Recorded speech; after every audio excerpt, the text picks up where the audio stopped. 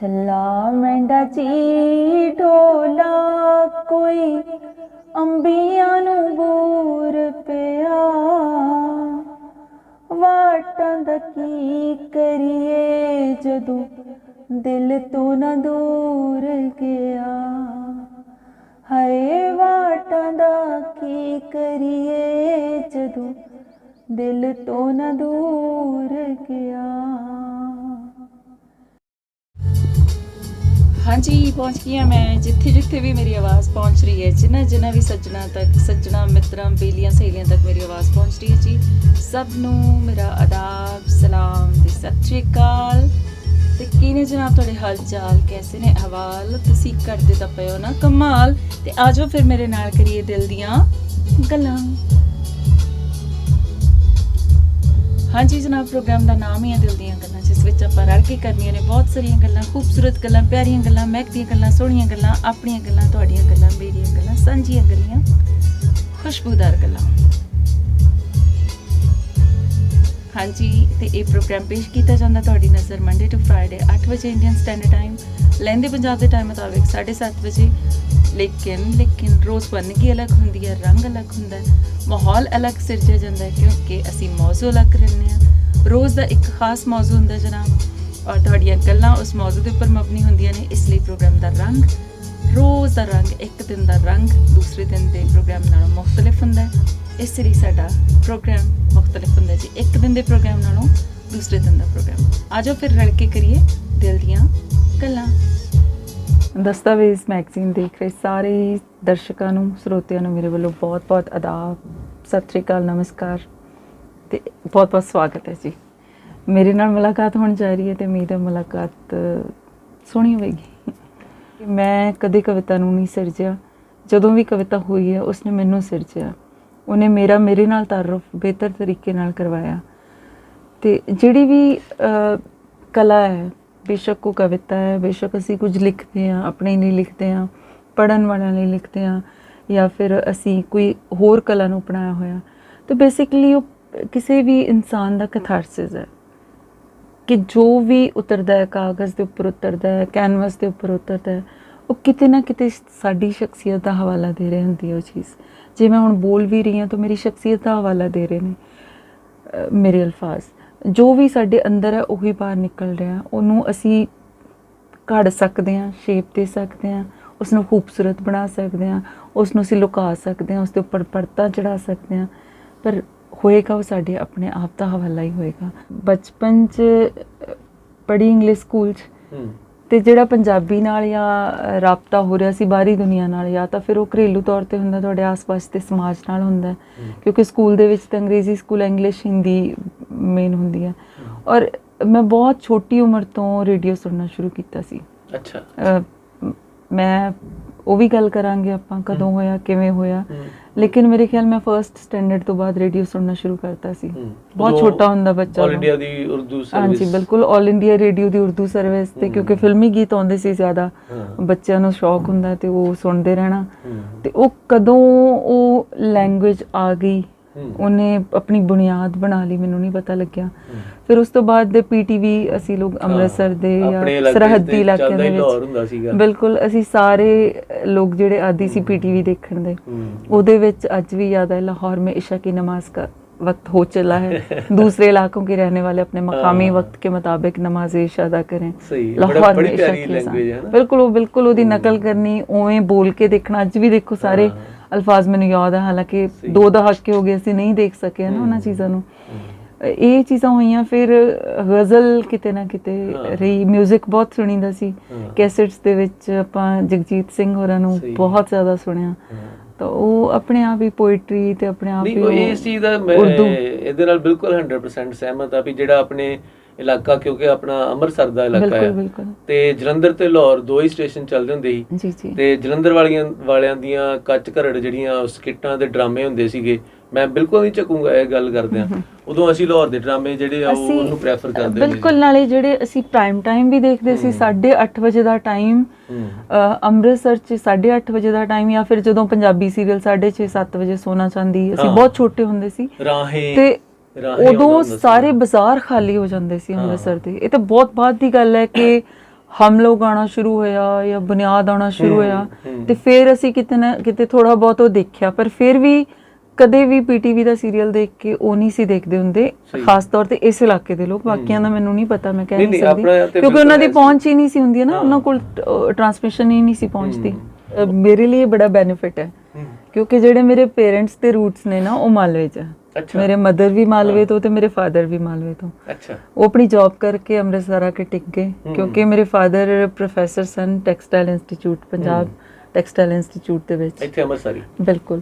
ਤੇ ਉਹ ਹੁਣ ਤੇ ਸ਼ਾਇਦ ਟੈਕਨੀਕਲ ਯੂਨੀਵਰਸਿਟੀ ਦੇ ਵਿੱਚ ਬ੍ਰਾਂਚ ਹੈ, ਲੇਕਿਨ ਪਹਿਲਾਂ ਸਿਰਫ ਪੂਰੇ ਪੰਜਾਬ ਦੇ ਵਿੱਚ ਸਿਰਫ ਇੱਕ ਇੰਸਟੀਚਿਊਟ ਹੁੰਦਾ ਸੀ ਟੈਕਸਟਾਈਲ, ਤੇ ਉਹ ਉੱਥੇ ਪੋਸਟਡ ਸਨ, ਤੇ ਸਾਰੀ ਉਮਰ ਪਤਾ ਸੀ ਕਿ ਟ੍ਰਾਂਸਫਰ ਤੇ ਹੋਣੀ ਨਹੀਂ। ਤੇ ਮੇਰੇ ਮਦਰ ਟੀਚਰ ਸਨ, ਸੋ ਉਹ ਪੱਕੇ ਤਰੀਕੇ ਨਾਲ ਅੰਮ੍ਰਿਤਸਰ 'ਚ ਹੀ ਟਿਕ ਗਏ। ਮੇਰਾ ਜਨਮ ਵੀ ਇੱਥੇ ਹੋਇਆ, ਤੇ ਅਸੀਂ ਮਾਝੇ ਵਾਲੇ ਹੋ ਗਏ।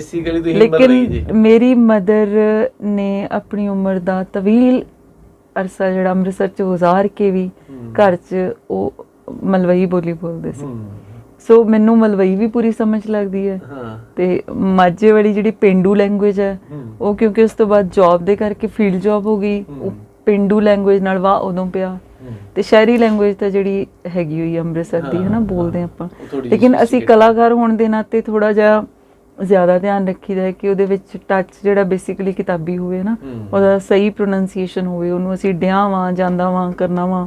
ਤੁਸੀਂ ਐਂਕਰਿੰਗ ਕਰਦੇ ਹੋ, ਪ੍ਰੈਜੈਂਟੇਸ਼ਨ ਤੁਸੀਂ ਕਰਨੀ ਆ, ਪਰਫਾਰਮਿੰਗ ਆਰਟਸ ਦੇ ਵਿੱਚ ਤੁਸੀਂ ਆ ਜਾਂਦੇ ਹੋ, ਉਦੋਂ ਤੁਹਾਨੂੰ ਕਿਤੇ ਨਾ ਕਿਤੇ ਇਹਨਾਂ ਖਿੱਤਿਆਂ 'ਚੋਂ ਨਿਕਲ ਕੇ ਇੱਕ ਟਕਸਾਲੀ ਉਹਦਾ ਲੜ ਫੜਨਾ ਪਏਗਾ ਤਾਂ ਹੀ ਠੀਕ ਹੈ। ਕਿਉਂਕਿ ਕੁਝ ਤੁਸੀਂ ਵੀ ਸਹਿਮਤ ਹੋਵੋਗੇ, ਕੁਝ ਐਸੇ ਵਰਡਸ ਨੇ ਜਾਂ ਫਿਰ ਈਵਨ ਬੋਡੀ ਪਾਰਟਸ ਦੀ ਆਪਾਂ ਗੱਲ ਕਰੀਏ ਜਿਹੜੇ ਟੋਟਲੀ ਡਿਫਰੈਂਟ ਹੋ ਜਾਂਦੇ ਨੇ। ਮੈਂ ਇੱਥੇ ਨਾਮ ਨਹੀਂ ਲਵਾਂਗੀ, ਲੇਕਿਨ ਇੱਕ ਏਰੀਆ 'ਚ ਉਹ ਅਬਿਊਜ਼ਿਵ ਦੇ ਅੰਡਰ ਆ ਜਾਏਗਾ, ਦੂਸਰੇ ਏਰੀਆ ਦੇ ਵਿੱਚ ਉਹ ਨਾਰਮਲ ਲੈਂਗੁਏਜ ਦੇ ਵਿੱਚ ਆ ਜਾਏਗਾ। ਜਿੰਨੀ ਦੇਰ ਤੱਕ ਸਾਨੂੰ ਉਹ ਸਮਝ ਨਹੀਂ ਹੈਗੀ ਕਿ ਇਸ ਇਲਾਕੇ ਵਿੱਚ ਇਹਨੂੰ ਆ ਕਵਾਂਗੇ, ਦੂਸਰੇ 'ਚ ਦੂਸਰਾ ਕਵਾਂਗੇ, ਉਹ ਬਿਲਕੁਲ ਅਲੱਗ ਹੋ ਜਾਂਦਾ ਹੈ ਨਾ। ਜੇ ਤੁਸੀਂ ਹੁਣ ਇੱਕ, ਚਲੋ ਮੈਂ ਜੇ ਬੀਇੰਗ ਅ ਡਾਕਟਰ ਮੈਂ ਗੱਲ ਕਰਾਂ ਕਿ ਪਿੱਠ ਸ਼ਬਦ ਹੀ ਹੈ, ਉਹ ਮਾਲਵੇ ਦੇ ਵਿੱਚ ਅਬਿਊਜ਼ਿਵ ਹੈ, ਮਾਝੇ ਦੇ ਵਿੱਚ ਉਹਨੂੰ ਅਸੀਂ ਆਪਣੀ ਸਾਰੀ ਕਮਰ ਬੈਕ ਨੂੰ ਕਵਾਂਗੇ, ਠੀਕ ਹੈ। ਹੁਣ ਤੁਸੀਂ ਜਿਹੜੀ ਦੂਸਰਾ ਢੱਡੇ ਤੋਂ ਸ਼ਬਦ ਸ਼ੁਰੂ ਹੁੰਦਾ, ਉਹ ਮਾਲਵੇ ਦੇ ਵਿੱਚ ਅਬਿਊਜ਼ਿਵ ਨਹੀਂ ਹੈ, ਉਹ ਤੁਹਾਡੇ ਬੈਕ ਵਾਸਤੇ ਯੂਜ਼ ਹੁੰਦਾ, ਮਾਝੇ ਦੇ ਵਿੱਚ ਤੁਹਾਡਾ ਉਲਟਾ ਹੋ ਗਿਆ। ਇਸੇ ਤਰ੍ਹਾਂ ਹੀ ਇੱਕ ਛੋਟੀ ਏਜ ਦਾ ਪੋਇਟ ਸੀ, ਫੇਸਬੁੱਕ ਦੇ ਉੱਪਰ ਕਾਫੀ ਸਾਲ ਪਹਿਲਾਂ ਦੀ ਗੱਲ, ਉਹਨੇ ਆਪਣੀ ਕਵਿਤਾ ਦੇ ਵਿੱਚ ਉਹ ਲਫ਼ਜ਼ ਇਸਤੇਮਾਲ ਕੀਤਾ ਹੋਇਆ ਸੀ, ਕਿਉਂਕਿ ਮੈਨੂੰ ਭੈਣ ਮੰਨਦੇ ਸੀ, ਕਾਫੀ ਇੱਜ਼ਤ ਕਰਦੇ ਸੀ। ਫਿਰ ਮੈਨੂੰ ਉਹਨੂੰ ਓਲੇ ਤੋਂ ਕਹਿਣਾ ਪਿਆ ਕਿ ਤੂੰ ਇਹਦੀ ਜਗ੍ਹਾ ਤੇ ਮੋਰਾ ਵਰਤ ਲੈ, ਮੋਰ ਸ਼ਬਦ ਵਰਤ ਲੈ, ਜਿਹੜੇ ਸਾਡੇ ਮੋਢਿਆਂ ਦੇ ਬੈਕ ਵਾਸਤੇ ਯੂਜ਼ ਹੁੰਦਾ, ਤੇ ਇਹ ਤੇਰਾ ਨਹੀਂ ਜਾਏਗਾ। ਉਹ ਕਹਿੰਦਾ ਨਹੀਂ ਦੀਦੀ ਅਸੀਂ ਤਾਂ ਆਮ ਵਰਤਦੇ ਹਾਂ, ਪਰ ਮੈਂ ਕਿਹਾ ਤੁਸੀਂ ਵਰਤਦੇ ਹੋ, ਲੇਕਿਨ ਦੂਸਰੇ ਇਲਾਕੇ ਵਾਲੇ ਇਸ ਨੂੰ ਗਲਤ ਸਮਝ ਲੈਣਗੇ। ਇਹ ਬਿਲਕੁਲ ਨਹੀਂ। ਜੇ ਹੁਣ ਤੁਸੀਂ ਜਿਹੜੀ ਆਪਣੀ ਗੱਲਬਾਤ ਦੀ ਸ਼ੁਰੂਆਤ ਹੀ ਮੇਰੀ ਬੋਲ ਚਾਲ ਤੋਂ ਕੀਤੀ ਹੈ ਨਾ, ਕਿਉਂਕਿ ਮੈਂ ਬਿਲਕੁਲ ਸਾਹਿਤ ਦੇ ਖੇਤਰ ਨਾਲ ਮੇਰਾ ਕੋਈ ਸੰਬੰਧ ਨਹੀਂ, ਐਜੂਕੇਸ਼ਨ ਦੇ ਖੇਤਰ ਨਾਲ ਕੋਈ ਸੰਬੰਧ ਨਹੀਂ, ਮੇਰਾ ਮੈਡੀਕਲ ਫੀਲਡ ਨਾਲ ਰਿਹਾ ਹੈ ਨਾ, ਉਹ ਵੀ ਆਪਾਂ ਬੇਸਿਕਲੀ ਗੱਲ ਕਰਦੇ ਹਾਂ ਇੰਟਰੋਡਕਸ਼ਨ ਦੀ, ਕਿੱਥੋਂ ਸ਼ੁਰੂ ਹੋਇਆ, ਕਿਵੇਂ ਹੋਇਆ। ਤੇ ਜੇ ਜਿੰਨਾ ਕੁ ਕੁਝ ਸਿੱਖਿਆ ਹੈ ਉਹ ਇਹਨਾਂ ਪਲੇਟਫਾਰਮਸ ਤੋਂ ਸਿੱਖਿਆ ਹੈ, ਭਾਵੇਂ ਉਹ ਰੇਡੀਓ ਸੀ ਭਾਵੇਂ ਟੀਵੀ ਸੀ। ਤੇ ਤੁਸੀਂ ਖੁਦ ਸੋਚੋ, ਜੇ ਉਹ ਸਹੀ ਨਹੀਂ ਹੁੰਦੇ ਤਾਂ ਸਾਨੂੰ ਕਿੱਥੋਂ ਪਤਾ ਲੱਗਣਾ ਸੀ ਕਿ ਸਹੀ ਕੀ ਹੈ, ਗਲਤ ਕੀ ਹੈ। ਜੇ ਪਹਿਲਾਂ ਚਲੇ ਜਾਓ ਤੁਸੀਂ, ਲਤਾ ਮੰਗੇਸ਼ਕਰ ਜੀ ਸੀ, ਰਫੀ ਜੀ ਸੀ, ਮੁਕੇਸ਼ ਹੋਰੀ ਸੀ, ਉਦੋਂ ਉਹਨਾਂ ਦੀਆਂ ਇੰਟਰਵਿਊਜ਼ ਮੈਂ ਸੁਣੀਆਂ ਹੋਈਆਂ, ਬਹੁਤ ਜ਼ਿਆਦਾ ਤਲਫੁਜ਼ ਦੇ ਉੱਪਰ, ਉਚਾਰਨ ਦੇ ਉੱਪਰ ਬਹੁਤ ਜ਼ਿਆਦਾ ਜ਼ੋਰ ਸੀ। ਗਲਤ ਹੁੰਦੇ ਸੀ ਤੇ ਉਹਨਾਂ ਨੂੰ ਬਕਾਇਦਾ ਟਿਊਟਰਸ ਦਿੱਤੇ ਜਾਂਦੇ ਸੀ, ਜਾਂ ਉਹ ਪਾਸ ਨਹੀਂ ਸੀ ਹੁੰਦੇ ਗਾਣਾ ਗਾਉਣ ਲਈ, ਭਾਵੇਂ ਉਹਨਾਂ ਕੋਲ ਸੁਰ ਦੀ ਸਮਝ ਸੀ, ਲੇਕਿਨ ਉਹ ਸਭ ਕੁਝ ਸੀ, ਸਟੈਂਡਰਡਾਈਜੇਸ਼ਨ ਸੀ, ਉਹ ਕਿਸੇ ਵਜ੍ਹਾ ਕਰਕੇ ਸੀ ਨਾ, ਕਿ ਅਸੀਂ ਉਸ ਤੋਂ ਸਿੱਖਣਾ ਹੈ। ਜੇ ਹੁਣ ਮੈਂ ਆਪਣੀ ਗੱਲ ਕਰਾਂ, ਪੋਇਟਰੀ ਨਾਲ ਵਾਹ ਕਿਉਂ ਪਿਆ, ਫਿਲਮੀ ਗੀਤ ਸੁਣਦੇ ਸੀ ਹੈ ਨਾ, ਉਸ ਤੋਂ ਬਾਅਦ ਕੈਸਟ ਸੁਣੀਆਂ, ਗਜ਼ਲਾਂ ਸੁਣੀਆਂ, ਤੇ ਜੇ ਲੈਂਗੁਏਜ ਦਾ ਬੇਸ ਬਣਿਆ ਤੇ ਉੱਥੋਂ ਬਣਿਆ, ਵੋਕੈਬਲਰੀ ਦਾ ਬੇਸ ਬਣਿਆ ਤੇ ਉੱਥੋਂ ਬਣਿਆ। ਤੇ ਜੇ ਉਹੀ ਗਲਤ ਤਰੀਕੇ ਨਾਲ ਬੋਲਦੇ ਤੇ ਫਿਰ ਅਸੀਂ ਕਿਸ ਨੂੰ ਫੋਲੋ ਕਰਾਂਗੇ? ਜ਼ਰੂਰੀ ਨਹੀਂ ਕਿ ਅਸੀਂ ਸਿਰਫ ਕਿਤਾਬਾਂ ਖੋਲਾਂਗੇ ਤੇ ਉਹਦੇ ਚੋਂ ਪੜਾਂਗੇ, ਉੱਥੇ ਵੀ ਬੁਰਾ ਹਾਲ ਹੈ। ਦੇਖੋ, ਕਿਸੇ ਵੀ ਭਾਸ਼ਾ ਨੂੰ, ਬੋਲੀ ਨੂੰ ਜਿੰਨਾ ਲਿਖਣਾ, ਸਹੀ ਲਿਖਣਾ ਜ਼ਰੂਰੀ ਹੈ, ਉਨਾ ਹੀ ਉਸਨੂੰ ਬੋਲਣਾ ਵੀ ਸਹੀ ਜ਼ਰੂਰੀ ਹੈ। ਫੋਨੈਟਿਕਸ ਦਾ ਆਪਣਾ ਮਾਇਨਾ ਆ, ਉਚਾਰਨ ਦਾ ਆਪਣੀ ਵੈਲਿਊ ਹੈ। ਬਿਲਕੁਲ ਸਹੀ। ਤੇ ਜੇ ਅਸੀਂ ਪੰਜਾਬੀ ਦੀ ਗੱਲ ਲੈ ਲਈਏ, 35 ਅੱਖਰ ਪਹਿਲਾਂ ਨੇ, 6 ਅੱਖਰ ਅਲੱਗ ਨੇ। ਉਹ 6 ਅੱਖਰ ਇਸੇ ਲਈ ਕਿਉਂਕਿ ਦੂਜੀਆਂ ਲੈਂਗੁਏਜਸ ਦੇ ਵਿੱਚੋਂ ਹੁਣ ਕਿਹੜੀ ਬੋਲੀ ਕਦੋਂ ਬਣੀ, ਕਿਵੇਂ ਬਣੀ, ਉਹ ਤੁੱਕੇ ਹੀ ਹੋ ਸਕਦੇ ਨੇ, ਤੇ ਜਾਂ ਫਿਰ ਉਹਦਾ ਕੋਈ ਵੀ ਸਟੀਕ ਜਵਾਬ ਨਹੀਂ ਹੋ ਸਕਦਾ, ਕਿਉਂਕਿ ਟਾਈਮ ਦੇ ਨਾਲ ਸਾਰੀਆਂ ਚੀਜ਼ਾਂ ਰਲਦੀਆਂ ਗਈਆਂ ਨੇ। ਜਿਹੜਾ ਲਫ਼ਜ਼ ਜਿਸ ਭਾਸ਼ਾ 'ਚੋਂ ਆਇਆ ਹੋਏਗਾ ਉਹ ਪੂਰੇ ਆਪਣੇ ਹੱਕ ਨਾਲ ਆਉਂਦਾ ਹੈ ਕਿ ਉਸ ਨੂੰ ਉਸ ਤਰੀਕੇ ਨਾਲ ਹੀ ਬੋਲਿਆ ਜਾਵੇ ਜਿੱਥੇ ਉਹਦਾ ਓਰੀਜਨ ਸੀ। ਠੀਕ ਹੈ, ਹੁਣ ਇੰਗਲਿਸ਼ ਦੀ ਗੱਲ ਕਰੀਏ, ਜੇ ਅਸੀਂ ਕਵਾਂਗੇ ਜੀ PUT ਪੁੱਟ ਆਇਆ ਤੇ BUT ਬੋਟੀ ਹੋਣਾ ਚਾਹੀਦਾ, ਉਹ ਨਹੀਂ ਹੋ ਸਕਦਾ। ਜੇ ਅਸੀਂ ਬੱਟ ਲਿਖਦੇ ਹਾਂ ਤਾਂ ਸਾਨੂੰ ਬੱਟ ਹੀ ਬੋਲਣਾ ਪਏਗਾ, ਹੈ ਨਾ। ਫਿਰ ਅੱਗੇ ਇੱਕ ਡਬਲ T ਲੱਗ ਕੇ ਅਲੱਗ ਵਰਡ ਬਣ ਜਾਏਗਾ, ਉਹਦਾ ਮੀਨਿੰਗ ਅਲੱਗ ਹੋ ਜਾਏਗਾ।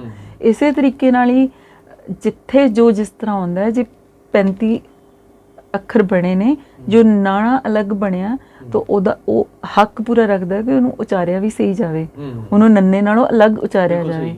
ਜੇ ਲੱਲਾ ਹੈ ਤੇ ਉਹਨੂੰ ਅਲੱਗ ਉਚਾਰਿਆ ਜਾਵੇ, ਤੇ ਜੇ ਲੱਲੇ ਪੈਰ ਬਿੰਦੀ ਆ ਉਹਦਾ ਉਚਾਰਨ ਅਲੱਗ ਆ। ਠੀਕ ਹੈ, ਖੱਖਾ ਹੈ ਤੇ ਖੱਖਾ ਅਲੱਗ ਅੱਖਰ ਆ, ਖੱਖੇ ਪੈਰ ਬਿੰਦੀ ਅਲੱਗ ਅੱਖਰ ਆ। ਇਹ ਕਿੰਨਾ ਨੇ ਸਮਝਾਉਣਾ ਹੈ, ਇਹ ਜਿਹੜੇ ਪੜ੍ਹਾ ਰਹੇ ਹਾਂ ਅਸੀਂ। ਜੇ ਉੱਥੇ ਕੋਈ ਬੱਚਾ ਗਲਤ ਬੋਲ ਰਿਹਾ, ਉਹਨੂੰ ਤੁਸੀਂ 10 ਵਾਰੀ ਟੋਕੋਗੇ, 10 ਵਾਰੀ ਸਮਝਾਓਗੇ।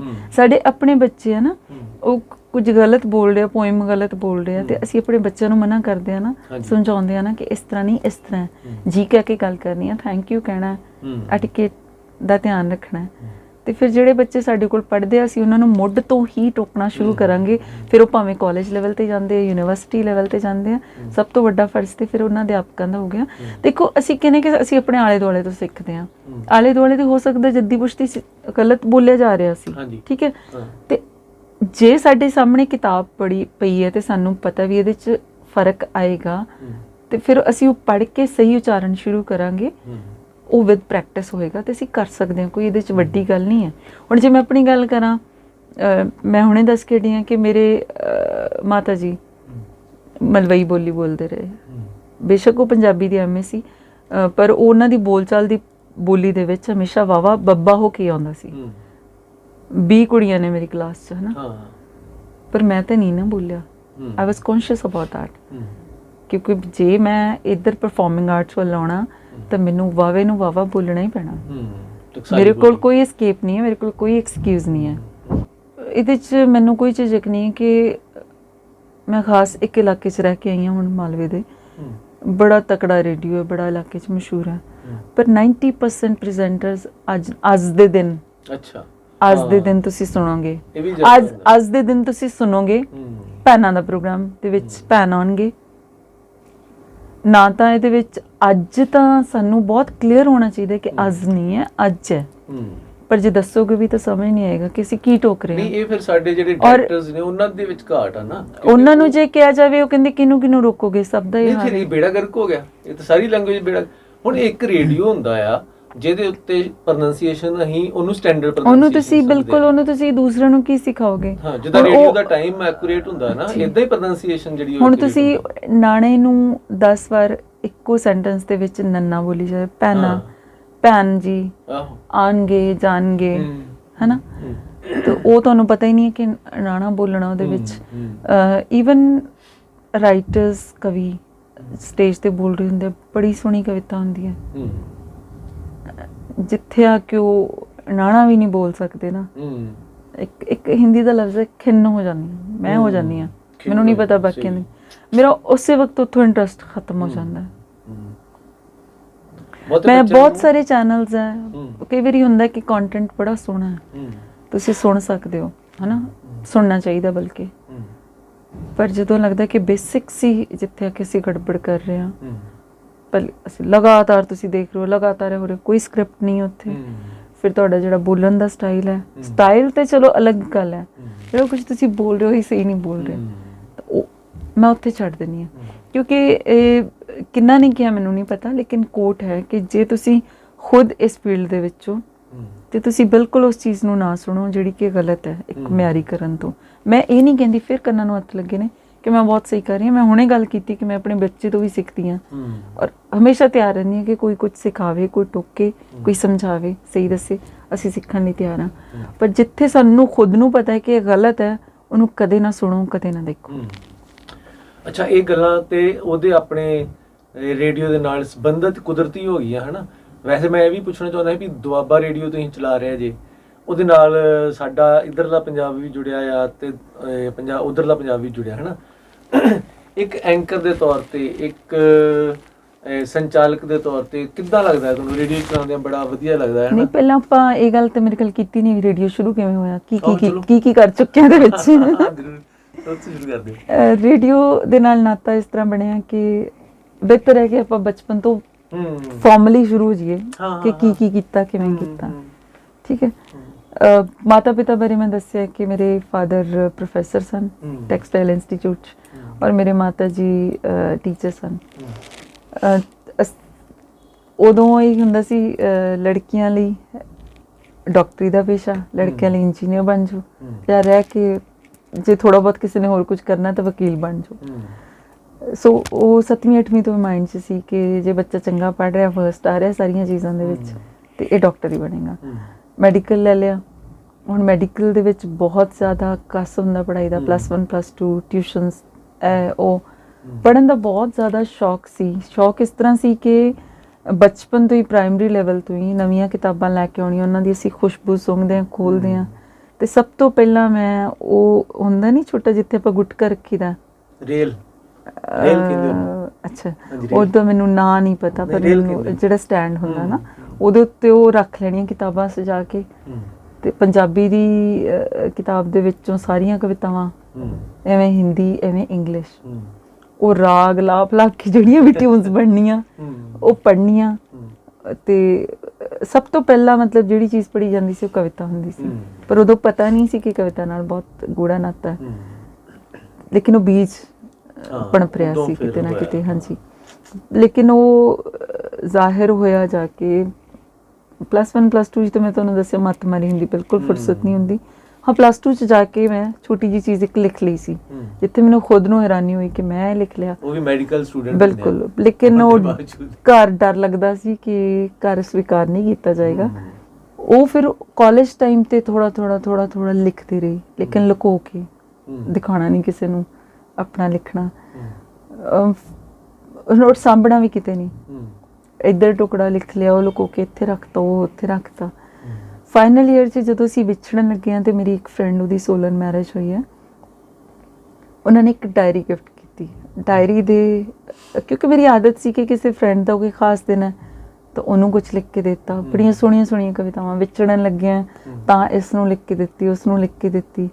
ਔਰ ਮੈਂ ਅੱਜ ਮਹਿਸੂਸ ਕਰਦੀ ਹਾਂ ਕਿ ਕਾਫੀ ਡੀਪ ਹੁੰਦੀ ਸੀ ਕਵਿਤਾ ਉਦੋਂ, ਤੇ ਇਹ ਨਹੀਂ ਸੀ ਹੁੰਦੀ ਕਿ ਬਚਕਾਨਾ ਤੁਕਬੰਦੀ ਕੀਤੀ ਹੈ, ਜਾਂ ਕਿਸੇ ਦੀ ਇੰਗੇਜਮੈਂਟ ਹੋ ਗਈ, ਉਹਨੂੰ ਕੁਝ ਲਿਖ ਕੇ ਦੇ ਦਿੱਤਾ ਤਾਂ ਕਿ ਉਹ ਅੱਗੇ ਦੇ ਸਕੇ।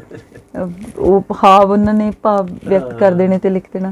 ਉਹਨਾਂ ਨੇ ਇੱਕ ਡਾਇਰੀ ਦਿੱਤੀ ਤੇ ਬੜੀ ਸੋਹਣੀ ਚਿੱਠੀ ਲਿਖ ਕੇ ਦਿੱਤੀ ਡਾਇਰੀ ਦੇ ਫਰੰਟ ਪੇਜ ਤੇ, ਕਿ ਇਹ ਡਾਇਰੀ ਮੈਂ ਇਸ ਲਈ ਦੇ ਰਹੀ ਹਾਂ ਕਿ ਇਹਦੇ ਵਿੱਚ ਤੂੰ ਆਪਣਾ ਲਿਖੇ, ਤੇ ਇੱਧਰ ਉੱਧਰ ਨਾ ਸੁੱਟ ਉਹਨਾਂ ਅਨਮੋਲ ਟੁਕੜਿਆਂ ਨੂੰ। ਫਿਰ ਮੈਂ ਕੋਸ਼ਿਸ਼ ਕੀਤੀ ਕਿ ਥੋੜ੍ਹੀਆਂ ਜਿੰਨੀਆਂ ਮੇਰੇ ਕੋਲ ਸੀ, ਉਦੋਂ ਗਜ਼ਲ ਟਾਈਪ ਆਉਂਦੀ ਹੁੰਦੀ ਸੀ ਬਹੁਤ ਜ਼ਿਆਦਾ, ਕਿਉਂਕਿ ਜਗਜੀਤ ਸਿੰਘ ਨੂੰ ਬਹੁਤ ਜ਼ਿਆਦਾ ਸੁਣੀਦਾ ਸੀ, ਤਾਂ ਉਹ ਮੈਂ ਕਾਫੀ ਨੋਟ ਕੀਤੀਆਂ। ਫਿਰ ਕਿਤੇ ਉਹ ਸਿਲਸਿਲਾ ਟੁੱਟ ਗਿਆ, ਫੇਸਬੁੱਕ ਦਾ ਸਿਲਸਿਲਾ ਆ ਕੇ ਸ਼ੁਰੂ ਹੋਇਆ। ਜਿਹੜੇ ਪੋਇਟਸ ਸੀ ਨਾ, ਬੜੇ ਵਧੀਆ ਲਿਖਦੇ ਸੀ ਲੋਕ, ਉਹਨਾਂ ਦੇ ਨਾਲ ਰਾਬਤਾ ਹੋਇਆ, ਔਰ ਉਹਨਾਂ ਦੀ ਪਰਸਨਲ ਲਾਈਫ ਬਾਰੇ ਕੁਝ ਨਹੀਂ ਪਤਾ, ਉਹ ਕੌਣ ਨੇ, ਕੀ ਕਰ ਰਹੇ ਨੇ, ਨਾ ਉਹਨਾਂ ਨੂੰ ਕੋਈ ਲਿੰਕ ਹੁੰਦਾ ਸੀ ਨਾ ਸਾਨੂੰ।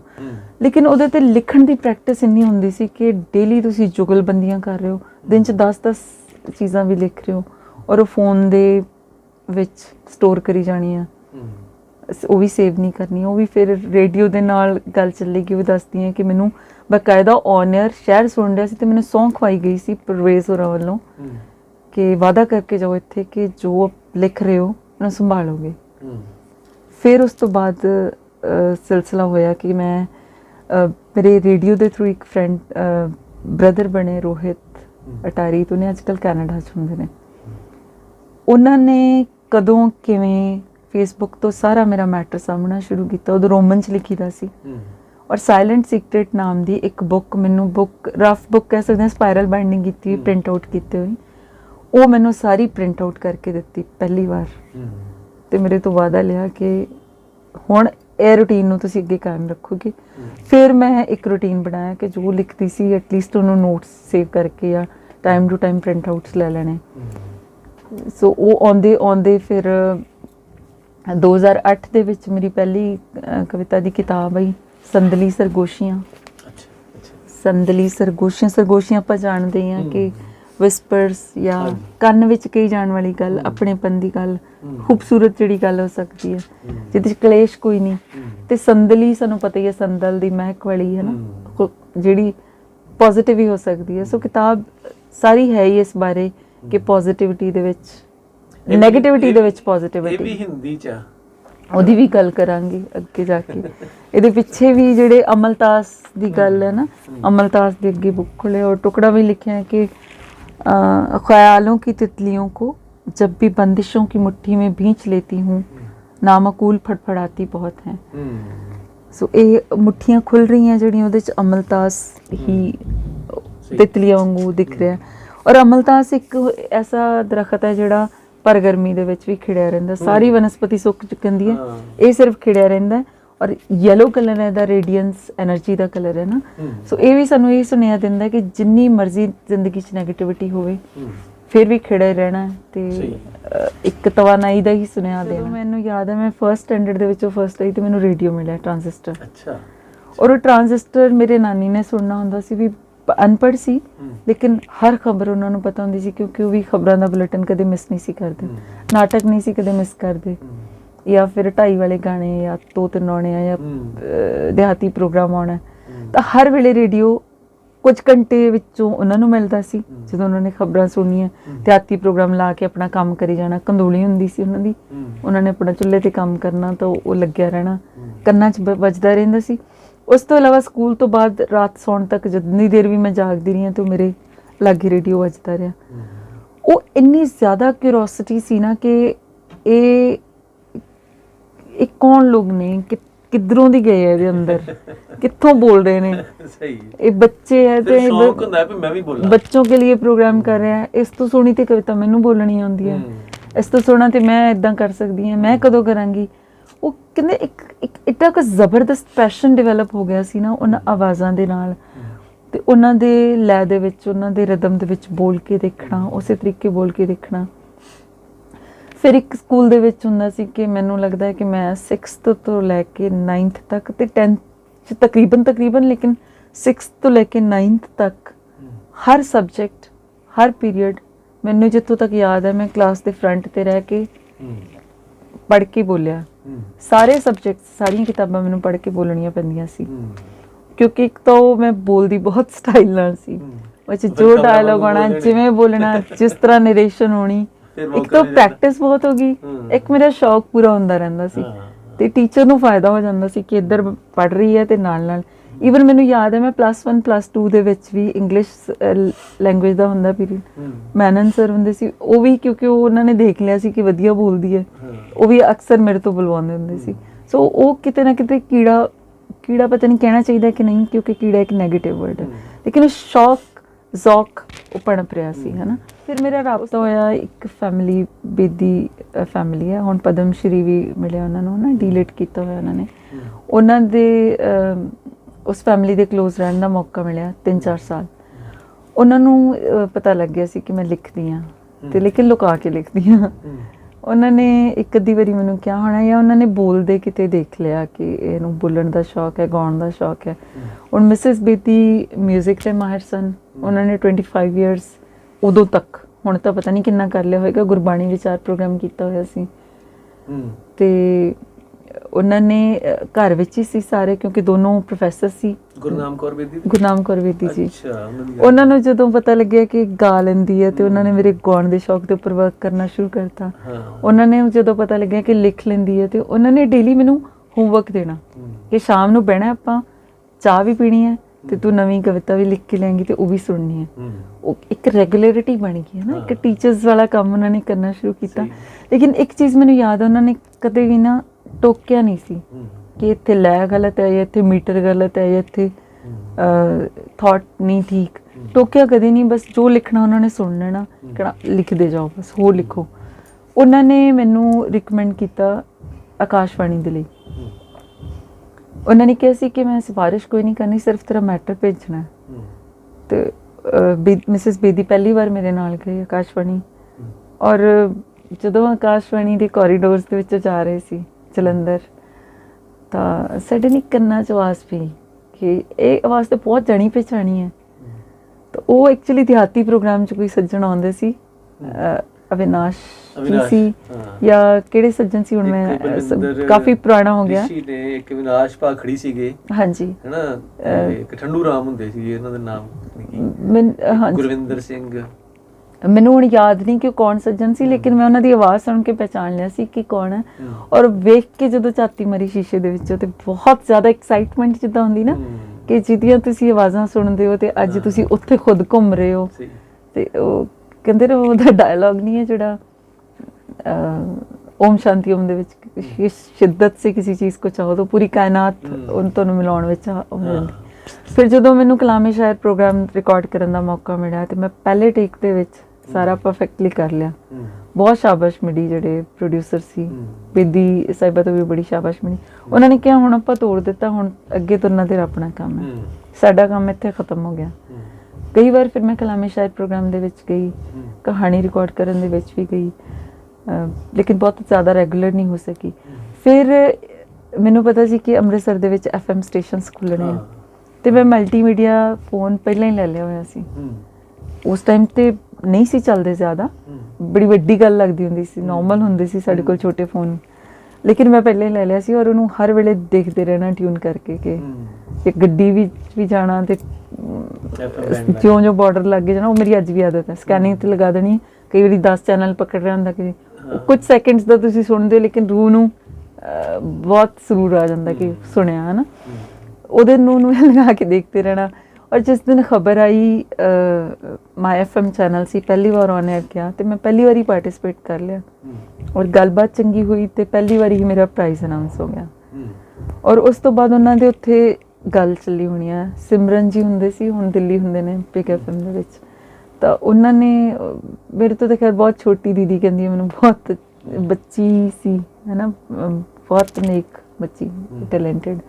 ਉਹਨਾਂ ਨੇ ਕਿਤੇ ਗੱਲਬਾਤ ਸੁਣੀ, ਉਹਨਾਂ ਦੇ ਉੱਥੇ ਗੱਲ ਚੱਲੀ ਹੋਣੀ ਹੈ ਕਿ ਕੌਣ ਕਾਲਰ ਸੀ, ਕਿਹਨਾਂ ਨੇ ਅਸੀਂ ਗੱਲ ਕੀਤੀ। ਉਸ ਤੋਂ ਬਾਅਦ ਆਫਰ ਉਹਨਾਂ ਨੇ ਮੈਨੂੰ ਕਾਲ ਕੀਤਾ ਕਿ ਮੈਂ ਤੁਹਾਨੂੰ ਮਿਲਣਾ ਹੈ, ਤੁਸੀਂ ਪ੍ਰਾਈਜ਼ ਲੈਣ ਨਹੀਂ ਆਓਗੇ, ਮੈਂ ਆਪਣਾ ਰੂਲ ਤੋਂ ਹਟ ਕੇ ਮੈਂ ਤੁਹਾਨੂੰ ਖੁਦ ਪ੍ਰਾਈਜ਼ ਦੇਣ ਆਉਣਾ ਹੈ। ਤੇ ਉਹ ਮੇਰੇ ਦਫ਼ਤਰ ਜਿੱਥੇ ਮੈਂ ਸੀ, ਮੈਂ ਕਿ ਮੈਂ ਆਪਣੀ ਜੌਬ ਤੇ ਬੈਠੀ ਹੋਈ ਹਾਂ, ਉੱਥੇ ਆ ਕੇ ਮੈਨੂੰ ਮਿਲੇ। ਔਰ ਉਸ ਤੋਂ ਬਾਅਦ ਮੇਰੀ ਦੋਸਤੀ ਹੋਈ ਸਾਰੇ ਨਾ, ਜਿੰਨੇ ਵੀ ਐਂਕਰ ਸੀ। ਔਰ 1 ਸਾਲ 1 ਮਹੀਨਾ ਪੂਰਾ ਹੋਇਆ ਪਹਿਲੇ FM ਸਟੇਸ਼ਨ ਅੰਮ੍ਰਿਤਸਰ ਦੇ ਵਿੱਚ, ਤੇ ਉਹਨਾਂ ਨੇ ਸਾਰੇ ਲਿਸਨਰਸ ਨੂੰ ਇਨਵਾਈਟ ਕੀਤਾ ਸੀ ਕਿ ਆਪਣੇ ਹਾਵ ਭਾਵ ਵਿਅਕਤ ਕਰੋ। ਮੈਂ ਪੂਰਾ ਕਵਿਤਾ ਦੇ ਵਿੱਚ ਸਾਰੇ ਐਂਕਰਸ ਦਾ ਜ਼ਿਕਰ ਸੀ ਉਹਦੇ 'ਚ। ਔਰ ਉਹ ਫਿਰ ਰਿਕਾਰਡ ਹੋਇਆ, ਉਹਨੂੰ ਪ੍ਰਾਈਜ਼ ਮਿਲਿਆ, ਕਾਲਰ ਆਫ ਦ ਮੰਥ, ਹੈ ਨਾ, ਪਹਿਲਾ ਪ੍ਰਾਈਜ਼ ਸੀਗਾ। ਸੋ ਇਸ ਤਰ੍ਹਾਂ ਹੀ ਸਿਲਸਿਲਾ ਚੱਲਦਾ ਰਿਹਾ। ਸਾਰਿਆਂ ਨਾਲ ਮੇਰੀ 3 ਸਟੇਸ਼ਨਸ ਅੰਮ੍ਰਿਤਸਰ 'ਚ ਸਟਾਰਟ ਹੋਏ, ਸਾਰਿਆਂ ਨਾਲ ਮੇਰੀ ਆਫ ਸਟੇਜ ਕਾਫੀ ਦੋਸਤੀ ਹੋਈ। ਈਵਨ ਇੱਕ ਚੈਨਲ ਲਈ ਮੈਨੂੰ ਸਿਲੈਕਟ ਵੀ ਕਰ ਲਿਆ ਗਿਆ ਪੈਰੈਂਟਿੰਗ ਪ੍ਰੋਗਰਾਮ ਦੇ ਵਿੱਚ, ਪਰ ਮੈਂ ਆਪਣੀ ਜੌਬ ਕਰਕੇ ਨਹੀਂ ਸੀ ਟਾਈਮ ਦੇ ਸਕਦੀ। ਸੋ ਰੇਡੀਓ ਨਾਲ ਉਹ ਸਿਲਸਿਲਾ ਮੇਰੀ ਤਲਾਸ਼ ਜਾਰੀ ਸੀ। ਫਿਰ ਕੀ ਹੋਇਆ ਕਿ ਅਮਰੀਕਾ ਤੋਂ ਆਏ ਸੀ ਸੱਜਣ, ਖੁਦਾ ਉਹਨਾਂ ਦੀ ਰੂਹ ਨੂੰ ਜੰਨਤ ਅਤਾ ਫਰਮਾਏ, ਸੁੱਖੀ ਸਾਹਿਬ, ਸੁੱਖੀ ਧਾਲੀਵਾਲ ਸੀ। ਉਹਨਾਂ ਨੇ ਕਿਹਾ ਸੀ ਕਿ ਮੇਰਾ ਮੋਗੇ ਪ੍ਰੋਗਰਾਮ ਹੋਣਾ ਤੇ ਤੁਸੀਂ ਮੇਰੀ ਪੋਇਟਰੀ ਦੇ ਉੱਪਰ ਕੋਈ ਫੀਚਰ ਪੇਸ਼ ਕਰਨਾ ਹੈ। ਤੇ ਮੈਂ ਕਾਫੀ ਮਿਹਨਤ ਕਰਕੇ ਉਹਨਾਂ ਦੀ ਪੋਇਟਰੀ ਦੇ ਉੱਪਰ 20-25 ਮਿੰਟ ਤੱਕ ਫੀਚਰ ਤਿਆਰ ਕੀਤਾ ਸੀ। ਉਹ ਪੇਸ਼ ਕੀਤਾ ਤੇ ਉਹਦੀ ਵੀਡੀਓ ਰਿਕਾਰਡਿੰਗ ਹੋਈ, ਕਾਫੀ ਪਸੰਦ ਕੀਤਾ ਗਿਆ ਨਾ। ਉਹ ਵੀਡੀਓ ਰਿਕਾਰਡਿੰਗ ਜਦੋਂ ਫੇਸਬੁੱਕ ਦੇ ਉੱਪਰ ਪੋਸਟ ਹੋਈ ਤੇ ਉਹ ਕਿਤੇ ਹਰਮੇਲਪ੍ਰੀਤ ਜੀ ਨੇ ਵੇਖ ਲਿਆ ਸੀ। ਉਹਨਾਂ ਨੂੰ ਹਲੇ ਮਹੀਨਾ ਕੀ ਹੋਇਆ ਸੀ ਆਕਾਸ਼ਵਾਣੀ ਬਠਿੰਡਾ ਛੱਡ ਕੇ ਹਰਮਨ ਰੇਡੀਓ ਹੁੰਦਾ ਸੀ, ਇੰਟਰਨੈਸ਼ਨਲ ਰੇਡੀਓ ਆਸਟ੍ਰੇਲੀਆ ਦਾ। ਇਹ ਮੈਂ ਕਰ ਰਹੀ ਹਾਂ 2011 ਦੀ ਗੱਲ। ਉਹਨਾਂ ਨੇ ਉਹ ਚੀਜ਼ ਦੇਖੀ ਤੇ ਉਹਨਾਂ ਨੇ ਕਿਹਾ ਕਿ ਤੁਸੀਂ ਰੇਡੀਓ ਤੇ ਕੰਮ ਕਰਨਾ। ਮੈਂ ਕਿਹਾ ਨਿੱਕੀ ਔਰ ਪੁੱਛ ਨਾ, ਮਿਲਣਾ ਕੁਛ ਨਹੀਂ ਹੈ, ਮਤਲਬ ਇਹ ਤਾਂ ਫ੍ਰੀ ਦੇ ਵਾਲੇ ਸੌਦੇ ਹੀ ਹੈ, ਤੁਹਾਨੂੰ ਵੀ ਪਤਾ ਹੈ। ਪਰ ਜੇ ਤੁਸੀਂ ਇਸ ਤਰ੍ਹਾਂ ਦਾ ਹੀ ਕੁਛ ਤਿਆਰ ਕਰ ਲਓ ਤਾਂ ਇੱਕ ਆਰਟੀਕਲ ਵੀ ਮੇਰਾ ਛਪਿਆ ਸੀ ਦਾਨਿਸ਼ ਹੋਰਾਂ ਦੀ ਪੋਇਟਰੀ ਬਾਰੇ। ਫਿਰ ਮੈਂ ਕੀ ਕੀਤਾ ਕਿ ਉਹ ਦੋਵੇਂ ਚੀਜ਼ਾਂ, ਜਿਹੜੇ ਇੱਕ ਆਰਟੀਕਲ ਛਪਿਆ ਸੀ ਔਰ ਇੱਕ ਜਿਹੜਾ ਉਹਨਾਂ ਦਾ ਕੀ ਸੀ, ਉਹੀ ਚੀਜ਼ ਰਿਕਾਰਡ ਕਰਕੇ ਰੇਡੀਓ ਵਾਸਤੇ ਭੇਜ ਦਿੱਤਾ। ਉਹ ਪਹਿਲੀ ਵਾਰ ਔਨ 에ਅਰ ਗਿਆ। ਵੀਕਲੀ ਪ੍ਰੋਗਰਾਮ ਹੁੰਦਾ ਸੀ ਲਿਟਰੇਚਰ ਦਾ, ਸਾਹਿਤ ਅੰਗ ਸੰਗ। ਉਸ ਦੇ ਵਿੱਚ ਗਿਆ ਤੇ ਬਹੁਤ ਜ਼ਿਆਦਾ ਵਧੀਆ ਰਿਸਪੌਂਸ ਮਿਲਿਆ ਵੌਇਸ ਨੂੰ ਵੀ, ਔਰ ਜਿਹੜੀ ਚੀਜ਼ ਮੈਂ ਪੇਸ਼ ਕੀਤੀ ਸੀ ਉਹ ਵੀ। 1 ਹਫ਼ਤੇ ਦੇ ਅੰਦਰ ਹੀ ਉਹਨਾਂ ਨੇ ਕਿਹਾ ਕਿ ਤੁਸੀਂ ਡਾਕਟਰ ਹੋ, ਤੁਸੀਂ ਕੋਈ ਮੈਡੀਕਲ ਸ਼ੋਅ ਵੀ ਲੈ ਕੇ ਆਓ। ਕਿਉਂਕਿ ਮੈਂ ਅੰਮ੍ਰਿਤਸਰ ਸੀ, ਸਟੂਡੀਓ ਪਟਿਆਲਾ ਸੀ, ਮੈਨੂੰ ਰਿਕਾਰਡ ਕਰਕੇ ਹੀ ਭੇਜਣਾ ਪੈਂਦਾ ਸੀ। ਤੇ ਮੈਂ ਉਹਦੇ 'ਚ ਥੋੜ੍ਹਾ ਜਿਹਾ ਇਨੋਵੇਟਿਵ ਇਹ ਦੇਖਿਆ ਕਿ ਮੈਂ ਇੱਕ ਨੁਸਖਿਆਂ ਦਾ ਪ੍ਰੋਗਰਾਮ ਤਿਆਰ ਕੀਤਾ। ਖੁਦ ਹੀ ਸੀਮਾ ਬਣਦੀ ਸੀ ਔਰ ਖੁਦ ਹੀ ਇੱਕ ਬਜ਼ੁਰਗ ਔਰਤ ਬਣਦੀ ਸੀ, ਦਾਦੀ ਜੀ ਦੇ ਨੁਸਖੇ ਟਾਈਪ। ਔਰ ਡਾਕਟਰ ਸੀਮਾ ਖੁਦ ਦੱਸ ਕੇ ਉਸ ਤੋਂ ਬਾਅਦ ਉਹ ਦਾਦੀ ਜੀ ਤੋਂ ਨੁਸਖੇ ਪੁੱਛ ਰਹੀ ਹੈ ਔਨ ਦ ਸਪੌਟ, ਦੋਨੋਂ ਵੌਇਸਿਸ। ਮੈਂ ਉਹਨਾਂ ਤੋਂ ਸਵਾਲ ਪੁੱਛਣੇ, ਉਹਨਾਂ ਨੇ ਆਨਸਰ ਦੇਣੇ। ਔਰ 1.5 ਸਾਲ ਮੇਰਾ ਉਹ ਪ੍ਰੋਗਰਾਮ ਵੀ ਗਿਆ, ਬਹੁਤ ਪਪੂਲਰ ਹੋਇਆ। ਲੋਕਾਂ ਨੂੰ ਬਿਲਕੁਲ ਨਹੀਂ ਸੀ ਪਤਾ ਕਿ ਦਾਦੀ ਕੋਈ ਅਲੱਗ ਹੈ ਜਾਂ। ਸੋ ਉਹ ਪ੍ਰੈਕਟਿਸ ਹੁੰਦੀ ਗਈ ਤੇ ਝਾਕਾ ਖੁੱਲਦਾ ਗਿਆ, ਹੈ ਨਾ। ਬਹੁਤ ਪਪੂਲਰ ਹੋਇਆ ਜਿਹੜਾ ਮੈਂ ਪੋਇਟਰੀ ਦਾ ਪ੍ਰੋਗਰਾਮ ਕਰਦੀ ਸੀ। ਔਰ ਉਸੇ ਸਾਹਿਤ ਦੇ ਅੰਗ ਸੰਗ ਪ੍ਰੋਗਰਾਮ ਦੇ ਵਿੱਚ ਹੀ ਮੈਂ ਨਵੀਆਂ ਸ਼ੁਰੂਆਤ ਸ਼ੁਰੂ ਕੀਤੀ, ਡਰਾਮੈਟਿਕ ਨਰੇਸ਼ਨ ਦੇ ਵਿੱਚ ਕਹਾਣੀ ਸ਼ੁਰੂ ਕੀਤੀ, ਆਡੀਓ ਬੁੱਕਸ ਸੀਰੀਅਲ ਵਾਈਜ਼ ਪੜ੍ਹੀਆਂ, ਰੇਡੀਓ ਸੀਰੀਅਲ ਅਸੀਂ ਕੀਤਾ, ਹਰਮੇਲਪ੍ਰੀਤ ਜੀ ਦਾ ਪ੍ਰੋਜੈਕਟ ਸੀ, ਮੁਖਤਾਰ ਮਈ ਦੀ ਜੀਵਨ ਗਾਥਾ, ਤੇ 13 ਐਪੀਸੋਡਸ ਦੇ ਵਿੱਚ ਕੀਤਾ। ਬਹੁਤ ਡੀਪ ਸਟੋਰੀ ਸੀ ਲਿੰਡਾ ਕਵਰਡੇਲ ਦੀ, ਜਿਹੜੀ ਹੈਗੀ ਹੈ ਨਾ ਇੱਜ਼ਤ ਦੇ ਨਾਮ ਤੇ, ਉਹਨਾਂ ਦੀ ਜੀਵਨੀ ਛਪੀ ਸੀ ਔਰ ਉਸਦਾ ਮਹਿੰਦਰ ਬੇਦੀ ਜੀ ਨੇ ਅਨੁਵਾਦ ਕੀਤਾ ਸੀ, ਉਹ ਮੈਂ ਰਿਕਾਰਡ ਕੀਤੀ। ਲਾਈਫ ਸਟਾਈਲ ਦੇ ਪ੍ਰੋਗਰਾਮਸ ਕੀਤੇ, ਇੰਟਰਵਿਊਜ਼ ਬਹੁਤ ਕੀਤੀਆਂ, ਮੈਡੀਕਲ ਟਾਕਸ ਬਹੁਤ ਕੀਤੀਆਂ ਡਾਕਟਰਸ ਦੇ ਨਾਲ। ਸੋ ਇੱਕ ਵੈਰਾਈਟੀ ਆਫ ਪ੍ਰੋਗਰਾਮਸ ਕੀਤੇ, ਲੇਕਿਨ ਔਨ-ਰੈਡੀ ਬੇਸਿਸ ਤੇ, ਹੈ ਨਾ। ਇੱਕ ਜਿਹੜੀ ਕਲਾਕਾਰ ਦੀ ਭੁੱਖ ਸੀ ਨਾ, ਉਹ ਬੜੇ ਵਧੀਆ ਤਰੀਕੇ ਨਾਲ, ਹਾਂਜੀ, ਸਟੂਡੀਓ ਨਹੀਂ ਸੀ ਮੇਰੇ ਕੋਲ ਹੁੰਦਾ, ਰਿਕਾਰਡਰ ਹੁੰਦਾ ਸੀ। ਮੈਂ 4 ਵਜੇ ਉੱਠ ਕੇ ਸਵੇਰੇ ਜਾਂ 3 ਵਜੇ ਉੱਠ ਕੇ ਨੋਟਸ ਬਣਾਉਣੇ, ਜਿਹੜਾ ਕੁਝ ਨੈਚੁਰਲੀ ਤੁਸੀਂ ਬੋਲਣਾ 10 ਪੰਨਿਆਂ ਦਾ ਪੋਇਟਰੀ ਬਾਰੇ, ਪੋਇਟਰੀ ਐਨਾਲਿਸਿਸ ਕਰਨ ਤੇ ਘੰਟੇ ਲਾਉਣੇ। ਕਿਸੇ ਦੀ ਵੀ ਪੋਇਟਰੀ ਲੈਣੀ, ਨਵੇਂ ਪੋਇਟਸ ਦੀ ਮੋਸਟਲੀ ਲੈਂਦੀ ਸੀ, ਨੋਟਸ ਬਣਾਉਣੇ।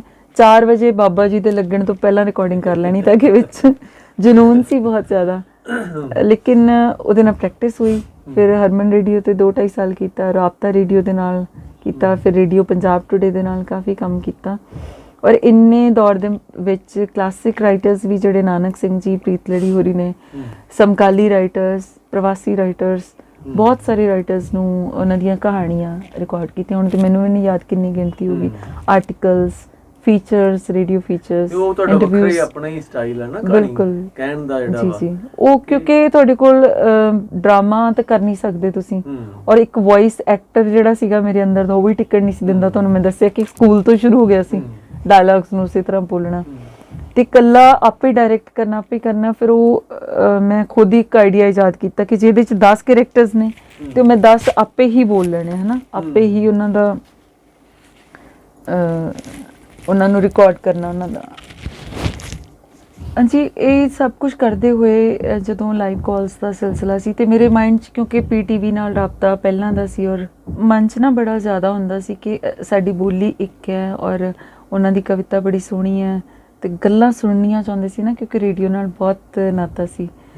ਤਾਂ ਉਹ ਕਿਤੇ ਨਾ ਕਿਤੇ ਮੇਰੀ ਬੈਕ ਸਟੇਜ 'ਤੇ ਕੋਸ਼ਿਸ਼ ਰਹਿੰਦੀ ਸੀ ਕਿ WhatsApp ਰੇਡੀਓਜ਼ ਵਾਲੇ ਚਾਲੂ ਕਰਨ ਤੇ WhatsApp ਦੇ ਜ਼ਰੀਏ ਉਹ ਲੋਕ ਸ਼ਾਮਿਲ ਹੋ ਸਕਣ ਪ੍ਰੋਗਰਾਮ ਦੇ ਵਿੱਚ। ਔਰ ਫਿਰ ਉਹ ਸ਼ਾਮਿਲ ਹੋਣਾ ਸ਼ੁਰੂ ਹੋਏ। ਸਭ ਤੋਂ ਵੱਡੀ ਗੱਲ ਜਿਹੜੀ ਤੁਸੀਂ ਗੱਲਬਾਤ ਦੀ ਸ਼ੁਰੂਆਤ 'ਚ ਕੀਤੀ ਸੀ ਨਾ, ਕਿ ਮੇਰੀ ਬੋਲੀ ਦੇ ਵਿੱਚ ਉਹ ਟੱਚ ਹੈ ਜਿਹੜਾ ਉਹਨਾਂ ਦੀ ਪੰਜਾਬੀ ਵਾਲਾ ਟੱਚ ਹੈ, ਤਾਂ ਉਹਦੇ ਨਾਲ ਉਹ ਬਹੁਤ ਲੋਕ ਕਨੈਕਟ ਕਰੇ ਇੱਕਦਮ ਹੀ। ਉਹ ਕਹਿੰਦੇ ਕਿ ਹੁਣ ਵੀ ਇਵਨ ਕਹਿ ਦਿੰਦੇ ਕਿ ਦੂਸਰੇ ਐਂਕਰਸ ਦੀਆਂ ਕਈ ਗੱਲਾਂ ਸਾਨੂੰ ਸਮਝ ਨਹੀਂ ਲੱਗਦੀਆਂ, ਔਰ ਮੇਰੇ ਬਾਰੇ ਤਾਂ ਅਕਸਰ ਉਹਨਾਂ ਦੇ ਟੱਬਰਾਂ ਦੇ ਵਿੱਚ ਗੱਲ ਚੱਲਦੀ ਹੈ ਕਿ ਲੱਗਦਾ ਕੋਈ ਲਾਹੌਰ 'ਚ ਬੈਠੀ ਬੋਲ ਰਹੀ ਹੈ। ਸੋ ਉਹ ਦੁਆਬਾ ਰੇਡੀਓ ਦੇ ਨਾਲ ਇਸ ਤਰ੍ਹਾਂ ਸ਼ੁਰੂਆਤ ਹੋਈ ਕਿ 2.5 ਸਾਲ 2.5 ਸਾਲ ਪਹਿਲਾਂ ਮੇਰੇ ਲਈ ਇੱਕ ਗੈਪ ਆ ਗਿਆ ਰੇਡੀਓ, ਜਦੋਂ ਕਿ ਮੈਂ ਬੰਦ ਕਰ ਦਿੱਤਾ। ਤੇ ਮੈਨੂੰ ਸੀ ਕਿ ਕੁਝ ਹੁਣ ਕਿਵੇਂ ਸ਼ੁਰੂ ਕੀਤਾ ਜਾਏ ਤਾਂ ਕਿ ਘਰੋਂ ਬਾਹਰ ਵੀ ਨਾ ਜਾਣਾ ਪਵੇ ਔਰ ਇਹ ਸਾਰਾ ਸਿਲਸਿਲਾ ਵੀ ਨਾ ਹੋਵੇ। ਮੈਨੂੰ ਲਾਈਵ ਪ੍ਰੋਗਰਾਮ ਕਰਾਂ, ਮੈਂ ਕਰ ਚੁੱਕੀ ਸੀ ਉਸ ਤੋਂ ਪਹਿਲੇ ਰੇਡੀਓ ਪੰਜਾਬ ਟੁਡੇ ਨਾਲ 6 ਮਹੀਨੇ। ਤਾਂ ਬਸ ਉਹ ਮੈਂ ਆਪਣੇ ਆਪ ਹੀ ਸਟੱਡੀ ਕੀਤੀ, ਬਲੌਗਸ ਵਗੈਰਾ ਸਭ ਕੁਝ, ਤੇ ਇੰਟਰਨੈਟ ਕਾਫੀ ਸਟੱਡੀ ਕੀਤੀ, ਤੇ ਸਟੂਡੀਓ ਸਟਾਰਟ ਕਰ ਲਿਆ ਮੈਂ ਆਪਣਾ ਘਰ ਦੇ ਵਿੱਚ ਹੀ, ਇੱਕ ਰੂਮ ਦੇ ਵਿੱਚ। ਤਾਂ ਬੀਸਲਾ ਸਾਹਿਬ ਸਨ, ਹਰਿੰਦਰ ਸਿੰਘ ਬੀਸਲਾ ਜੀ, ਅਮਰੀਕਾ ਤੋਂ, ਬੜੇ ਚੰਗੇ ਰਾਈਟਰ ਨੇ, ਰੇਡੀਓ ਪ੍ਰੈਜ਼ੈਂਟਰ ਵੀ ਨੇ। ਉਹਨਾਂ ਨੇ ਕਿਹਾ ਕਿ ਦੁਆਬਾ ਰੇਡੀਓ ਦੀ ਐਪ ਬਣੀ ਹੋਈ ਹੈ ਪਰ ਲਾਈਵ ਪ੍ਰੋਗਰਾਮ ਉੱਥੇ ਕੋਈ ਨਹੀਂ ਚੱਲ ਰਿਹਾ, ਤੇ ਤੂੰ ਇਹਨਾਂ ਨਾਲ ਜੁੜ ਕੇ ਪ੍ਰੋਗਰਾਮ ਸ਼ੁਰੂ ਕਰ ਲਾ। ਮੇਰੇ ਮਨ 'ਚ ਬਹੁਤ ਹੈਜ਼ੀਟੇਸ਼ਨ ਸੀ ਕਿ ਜਿਹੜਾ ਹਲੇ ਰੇਡੀਓ ਸਟਾਰਟ ਹੀ ਨਹੀਂ ਹੋਇਆ, ਕੁਝ ਉੱਥੇ ਚੱਲ ਹੀ ਨਹੀਂ ਰਿਹਾ, ਤੇ ਮੈਂ ਕੀ ਕਰਾਂਗੀ, ਮੈਂ ਵੇਸਟ ਹੀ ਕਰਾਂਗੀ ਆਪਣੇ ਆਪ ਨੂੰ। ਪਰ ਉਹਨਾਂ ਨੇ ਬੜਾ ਵਿਸ਼ਵਾਸ ਮੇਰੇ ਉੱਪਰ ਜਤਾਇਆ ਕਿ ਤੂੰ ਜਿੱਥੇ ਆ ਗਈ ਉਹ ਚੱਲ ਪਏਗਾ। ਤੇ ਉਹੀ ਗੱਲ ਹੋਈ ਕਿ ਫਸਟ ਡੇ ਜਦੋਂ ਵਿਦਆਊਟ ਅਨਾਉਂਸਮੈਂਟ ਵੀ ਗਿਆ ਪ੍ਰੋਗਰਾਮ, ਮੈਂ ਇੱਕ ਨੂੰ ਪਤਾ ਸੀ, ਉਹਨੇ ਗਾਂਹ ਦੱਸ ਦਿੱਤਾ, ਅੱਗੇ ਦੱਸ ਦਿੱਤਾ। ਉਹ ਪ੍ਰੋਗਰਾਮ ਮੇਰਾ ਫਸਟ ਲਾਈਵ ਗਿਆ, ਹਿੱਟ ਗਿਆ, ਸਕਸੈਸਫੁਲ ਗਿਆ, ਤਾਂ ਉਹ ਬਹੁਤ ਸੋਹਣਾ ਚੱਲਣ ਲੱਗ ਪਿਆ। ਉਸ ਤੋਂ ਬਾਅਦ ਫਿਰ ਉਹ ਸਿਲਸਿਲਾ ਚੱਲ ਪਿਆ ਦੁਆਬਾ ਰੇਡੀਓ, ਜਿੱਥੇ ਕੋਈ ਲਾਈਵ ਪ੍ਰੋਗਰਾਮ ਨਹੀਂ ਸੀ ਜਾ ਰਿਹਾ। ਮੇਰੇ ਤੋਂ ਬਾਅਦ ਫਿਰ ਇੱਕ ਪ੍ਰੋਗਰਾਮ ਸ਼ੁਰੂ ਹੋਇਆ, ਫਿਰ ਦੂਸਰਾ ਸ਼ੁਰੂ ਹੋਇਆ, ਤੇ ਅੱਜ ਮਾਸ਼ਾਅੱਲਾ ਸੋਹਣਾ ਚੱਲ ਰਿਹਾ ਦੁਆਬਾ ਰੇਡੀਓ ਤੇ। ਹੁਣ ਮੈਂ ਮੰਡੇ ਟੂ ਫਰਾਈਡੇ 8 ਵਜੇ ਇੰਡੀਅਨ ਟਾਈਮ ਮੁਤਾਬਿਕ ਪ੍ਰੋਗਰਾਮ ਕਰਦੀ ਹਾਂ। 2 ਘੰਟੇ ਦਾ ਹੁੰਦਾ, ਪਹਿਲੇ ਘੰਟੇ ਦਾ ਸ਼ੁਰੂ ਕੀਤਾ, ਲੇਕਿਨ ਉਹਨਾਂ ਦਿਨਾਂ 'ਚ ਲੋਕਡਾਊਨ ਸ਼ੁਰੂ ਹੋ ਗਿਆ ਤੇ ਲੋਕ ਬਹੁਤ ਡਿਪਰੈਸਡ ਸੀ। ਕਰਦੇ ਕਰਦੇ 1.5 ਘੰਟਾ ਹੋਇਆ, ਫਿਰ 2 ਘੰਟਾ ਹੋਇਆ। ਉਹ ਲੋਕਾਂ ਨੇ ਇਹ ਕਹਿਣਾ ਕਿ ਸਾਡੇ ਲਈ ਇੱਕ ਹੈਲਦੀ ਡੋਜ਼ ਹੈ ਤੇ ਇਹਨੂੰ ਜਾਰੀ ਰੱਖੋ। ਸਿਲਸਿਲਾ ਹਾਲੇ ਤੱਕ ਚੱਲ ਰਿਹਾ। ਅੱਛਾ, ਪਿੱਛੇ ਜੇ ਤੁਸੀਂ ਲਾਹੌਰ ਵੀ ਜਾ ਕੇ ਆਏ ਜੀ? ਨਹੀਂ, ਮੈਂ ਲਾਹੌਰ ਨਹੀਂ ਗਈ, ਕਰਤਾਰਪੁਰ ਸਾਹਿਬ ਗਈ। ਕਰਤਾਰਪੁਰ ਸਾਹਿਬ, ਉੱਥੇ ਲਾਹੌਰੀਏ ਮਿਲੇ ਹੈ ਨਾ? ਪੰਜਾਬੀ ਲਾਹੌਰੀਏ ਛੱਡੋ ਜੀ, ਸਰਗੋਦੀਏ ਸਾਰੇ ਮਿਲੇ। ਕਿੱਦਾਂ ਦਾ ਰਿਹਾ ਉਹ ਐਕਸਪੀਰੀਅੰਸ? ਉਹ ਮੈਂ ਐਕਚੁਅਲੀ ਜਿਸ ਤਰ੍ਹਾਂ ਦਾ ਮੇਰਾ ਸੁਭਾਅ ਹੈ ਕਿ ਮੈਨੂੰ ਹੁੰਦਾ ਕਿ ਕਿਸੇ ਨੂੰ ਵੀ ਪਰੇਸ਼ਾਨ ਨਹੀਂ ਕਰਨਾ। ਦਿਲ ਦੀ ਹਸਰਤ ਜੋ ਮਰਜ਼ੀ ਹੋਵੇ। ਦਿਲ ਤਾਂ ਦੇਖੋ ਜਿੰਨਾ ਲੋਕਾਂ ਦੀਆਂ ਅਸੀਂ ਆਵਾਜ਼ਾਂ ਸੁਣਦੇ ਹਾਂ, ਇੰਨੇ ਸਾਲਾਂ ਤੋਂ ਸੁਣਦੇ, ਇੰਨੀ ਮੁਹੱਬਤ ਕਰਦੇ ਆ। ਔਰ ਸਭ ਤੋਂ ਵੱਡੀ ਗੱਲ ਕਿ ਮੈਨੂੰ ਕਿਸੇ ਨੇ ਵੀ ਕਦੇ ਭੈਣ ਤੋਂ ਬਿਨਾਂ ਸੰਬੋਧਨ ਨਹੀਂ ਕੀਤਾ। ਮੋਮਨ ਹਾਸ਼ਮੀ ਸਾਹਿਬ ਉਹ ਬੇਟੀ ਕਹਿੰਦੇ ਰਹੇ ਹਮੇਸ਼ਾ। ਉਹਨਾਂ ਨੇ ਕਹਿਣਾ ਮੇਰੀ ਚੜ੍ਹਦੇ ਪੰਜਾਬ ਵਾਲੀ ਧੀ। ਉਹਨਾਂ ਨੇ ਆਪਣੇ ਰੇਡੀਓ ਤੇ ਵੀ ਬੋਲਣਾ। ਔਰ ਗਿੱਲ ਸਾਹਿਬ ਵੱਡੀ ਗੱਲ ਇਹ ਹੈ ਕਿ ਜਿੰਨੇ ਵੀ ਕਾਲਰਸ ਜਾਂ ਲਿਸਨਰਸ ਜੁੜੇ ਨੇ ਨਾ, ਸਾਰੇ ਨਹੀਂ ਚਲੋ ਕਹੂੰਗੀ, ਲੇਕਿਨ 90 ਜਾਂ 95% ਉਹ ਲੋਕ ਨੇ ਜਿਹੜੇ ਪਹਿਲੀ ਕਤਾਰ ਦੇ ਪੋਇਟਸ ਨੇ।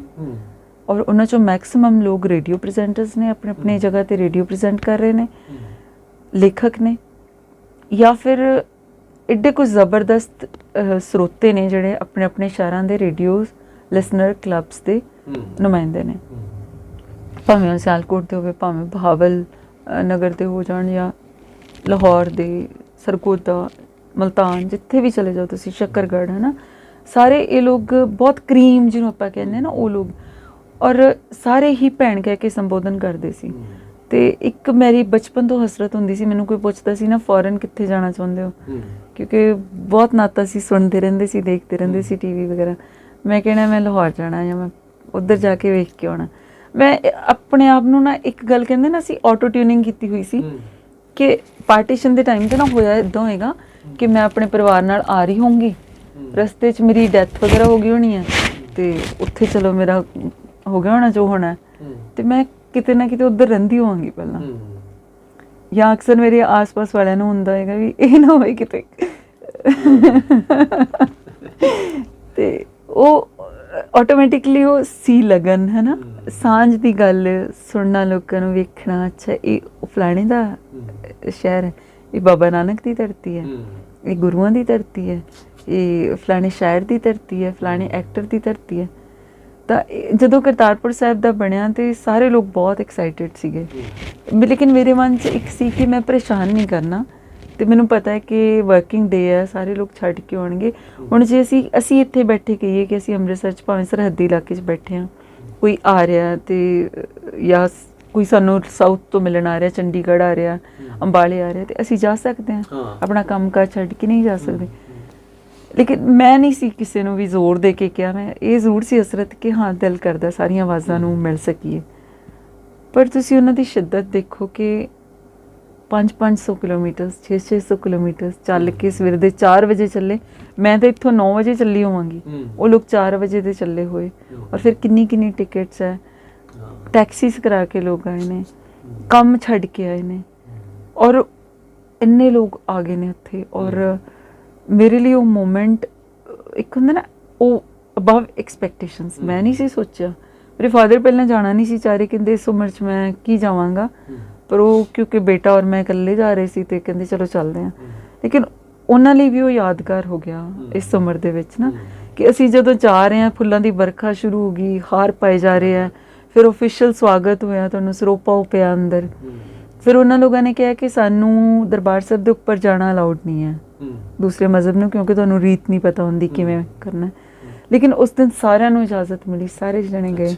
ਔਰ ਉਹਨਾਂ ਨੇ ਬੜਾ ਇਸ ਚੀਜ਼ ਨੂੰ ਫੀਲ ਕੀਤਾ ਕਿ ਹੁਣ ਤੱਕ ਤੇ ਅਸੀਂ ਮਜ਼ਾਰ ਦੇ ਉੱਪਰ ਹੀ ਜਾ ਰਹੇ ਸੀ ਤੇ ਤੁਹਾਡੇ ਕਰਕੇ ਅਸੀਂ ਦਰਸ਼ਨ ਵੀ ਕੀਤੇ ਆ।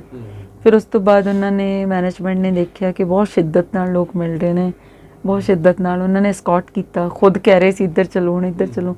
ਉਹਨਾਂ ਨੇ ਬੈਠਣ ਦੀ ਜਗ੍ਹਾ ਕਾਨਫਰੰਸ ਹਾਲ ਦਿੱਤੀ ਕਿ ਇੱਕ ਜਗ੍ਹਾ ਤਾਂ ਚਲੋ ਤੁਹਾਨੂੰ ਆਸਾਨੀ ਹੋ ਜਾਏਗੀ ਸਾਰੇ ਬੈਠ ਕੇ, ਕਿਉਂਕਿ ਬਹੁਤ ਸਾਰੇ ਜਣੇ ਆ ਗਏ ਸੀ। ਉਹਨਾਂ ਦਿਨਾਂ 'ਚ ਕਾਨਫਰੰਸ ਚੱਲ ਰਹੀ ਸੀ ਲਾਹੌਰ ਦੇ ਵਿੱਚ, ਪੰਜਾਬੀ ਕਾਨਫਰੰਸ। ਤਾਂ ਉਹ ਮਜ਼ਾਕ ਕਰ ਰਹੇ ਸੀ ਕਿ ਉੱਧਰ ਜੇ 65 ਜਣੇ ਗਏ ਇੱਧਰੋਂ ਤੇ ਟੋਟਲ 80 ਹੋਏ ਨੇ, ਇੱਧਰ 3 ਲੋਕ ਤੁਸੀਂ ਆਏ ਹੋ ਤਾਂ ਟੋਟਲ 80 ਫਿਰ ਵੀ ਹੋ ਗਿਆ। ਤੇ ਉਹ ਛੋਟਾ ਜਿਹਾ ਮੁਸ਼ਾਇਰਾ ਵੀ ਹੋਇਆ। ਫਿਰ ਉਹਨਾਂ ਨੇ ਤੋਹਫੇ ਵੀ ਛੋਟੇ ਛੋਟੇ ਜਿਹੜੇ ਲੈ ਕੇ ਆਏ ਆਪਾਂ ਇੱਕ ਦੂਜੇ ਲਈ, ਬੜਾ ਹੈ ਚਾਅ ਨਾ। ਕੀਤਾ। ਤਾਂ ਮੇਰੇ ਕੋਲ ਤੇ ਕਿਤਾਬਾਂ ਹੀ ਸੀ ਬੇਸਿਕਲੀ ਦੇਣੀ। ਸੋ ਲੇਕਿਨ ਜੋ ਸਭ ਤੋਂ ਕੀਮਤੀ ਚੀਜ਼ ਸੀ ਉਹ ਮੁਹੱਬਤ, ਇੱਜ਼ਤ ਤੇ ਸੁਨਹਿਰੀ ਯਾਦਾਂ, ਸੋਹਣੀਆਂ ਯਾਦਾਂ, ਜਿਹਦੇ ਨਾਲ ਸਾਰੀ ਉਮਰ ਅਮੀਰ ਹੋ ਕੇ ਰਹਿਣਾ। ਫਿਰ ਉਹ ਕਵਰੇਜ ਉਹਨਾਂ ਨੇ, ਮੀਡੀਆ ਨੇ ਕਾਫੀ ਕਵਰੇਜ ਕੀਤੀ, ਟੀਵੀ ਚੈਨਲਸ ਦੇ ਉੱਪਰ ਬਹੁਤ ਹੀ ਨਿਊਜ਼ ਆਈ, ਬਲਕਿ ਮੈਨੂੰ ਖੁਦ ਨੂੰ ਸ਼ਰਮ ਆਉਣੀ ਲੱਗ ਪਈ ਸੀ ਕਿ ਇਹ ਨਾ ਇੱਧਰ ਸਾਰੇ ਲੋਕਾਂ ਨੂੰ ਲੱਗੇ ਕਿ ਮੈਂ ਜਾਣ ਕੇ ਕਰਾ ਰਹੀ ਹਾਂ। ਪਰ ਉਹ ਕਹਿੰਦੇ ਕਿ ਔਰਾ ਹੀ ਤਾਂ ਇੱਦਾਂ ਦਾ ਸੀ, ਆਪਣੇ ਮੂੰਹ ਨਹੀਂ ਮੈਂ ਕਹਿ ਰਹੀ, ਮਤਲਬ ਉਹਨਾਂ ਦੇ ਅਲਫਾਜ਼ ਨੇ ਕਿ ਸਿਆਸਤਦਾਨ ਵੀ ਆਏ ਨੇ ਇੱਧਰੋਂ, ਸਾਡੇ ਫਿਲਮ ਵਾਲੇ ਲੋਕ ਵੀ ਗਏ ਨੇ, ਪਰ ਇਸ ਤਰ੍ਹਾਂ ਨਹੀਂ ਹੋਇਆ ਕਦੇ ਵੀ ਜਿੰਨਾ ਮਾਹੌਲ ਉਸ ਦਿਨ ਬਣਿਆ।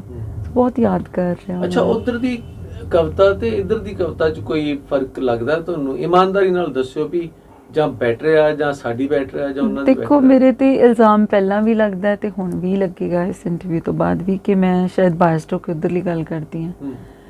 ਲੇਕਿਨ ਇੰਨਾ ਜਿੰਨਾ ਕੁ ਮੈਂ, ਮੇਰੀ ਛੋਟੀ ਜੀ ਸਮਝ ਹੈ, ਪੜ੍ਹਦੀ ਹਾਂ ਜਾਂ ਸੁਣਦੀ ਹਾਂ, ਉਹਨਾਂ ਦੀ ਕਵਿਤਾ ਦੇ ਵਿੱਚ ਜੋ ਗਹਿਰਾਈ ਹੈ, ਜੋ ਰਿਤਮ ਹੈ, ਉਹ ਸਾਡੇ ਹੈ ਹੀ ਨਹੀਂ।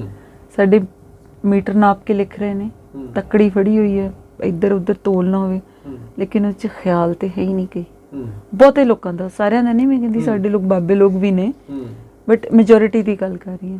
ਲੇਕਿਨ ਉੱਧਰ ਜਿਹੜਾ ਬਹੁਤਾ ਹਲੇ ਛਪਿਆ ਵੀ ਨਹੀਂ ਹੈ, ਉਹ ਕਿਉਂਕਿ ਉਹਨਾਂ ਦੀ ਤਰਬੀਅਤ ਦੇ ਵਿੱਚ, ਉਹਨਾਂ ਦੇ ਖੂਨ ਦੇ ਵਿੱਚ ਹੀ ਮਿਊਜ਼ਿਕ, ਸੁਰ, ਤਾਲ, ਲੈ ਬਹੁਤ ਜ਼ਬਰਦਸਤ ਹੈ। ਤੇ ਖਿਆਲ ਇਸ ਲਈ ਹੈ ਕਿਉਂਕਿ ਉਹਨਾਂ ਨੂੰ ਕਿਸੇ ਨਾਲ ਵੀ ਆਮ ਨਾਲ ਗੱਲ ਕਰ ਲਓ, ਉਹਨਾਂ ਨੂੰ ਬਾਬਿਆਂ ਦੇ ਕਲਾਮ ਯਾਦ ਨੇ ਸਾਰਿਆਂ ਨੂੰ। ਉਹਨਾਂ ਨੂੰ ਸ਼ੇਖ ਫਰੀਦ ਵੀ ਯਾਦ ਹੋਣਗੇ, ਉਹਨਾਂ ਨੂੰ ਸ਼ਾਹ ਹੁਸੈਨ ਵੀ ਯਾਦ ਹੈ, ਉਹਨਾਂ ਨੂੰ ਬਾਬਾ ਬੁੱਲੇ ਸ਼ਾਹ ਵੀ ਯਾਦ ਹੈ, ਉਹਨਾਂ ਨੂੰ ਮੁਹੰਮਦ ਸਾਹਿਬ ਵੀ ਯਾਦ ਨੇ।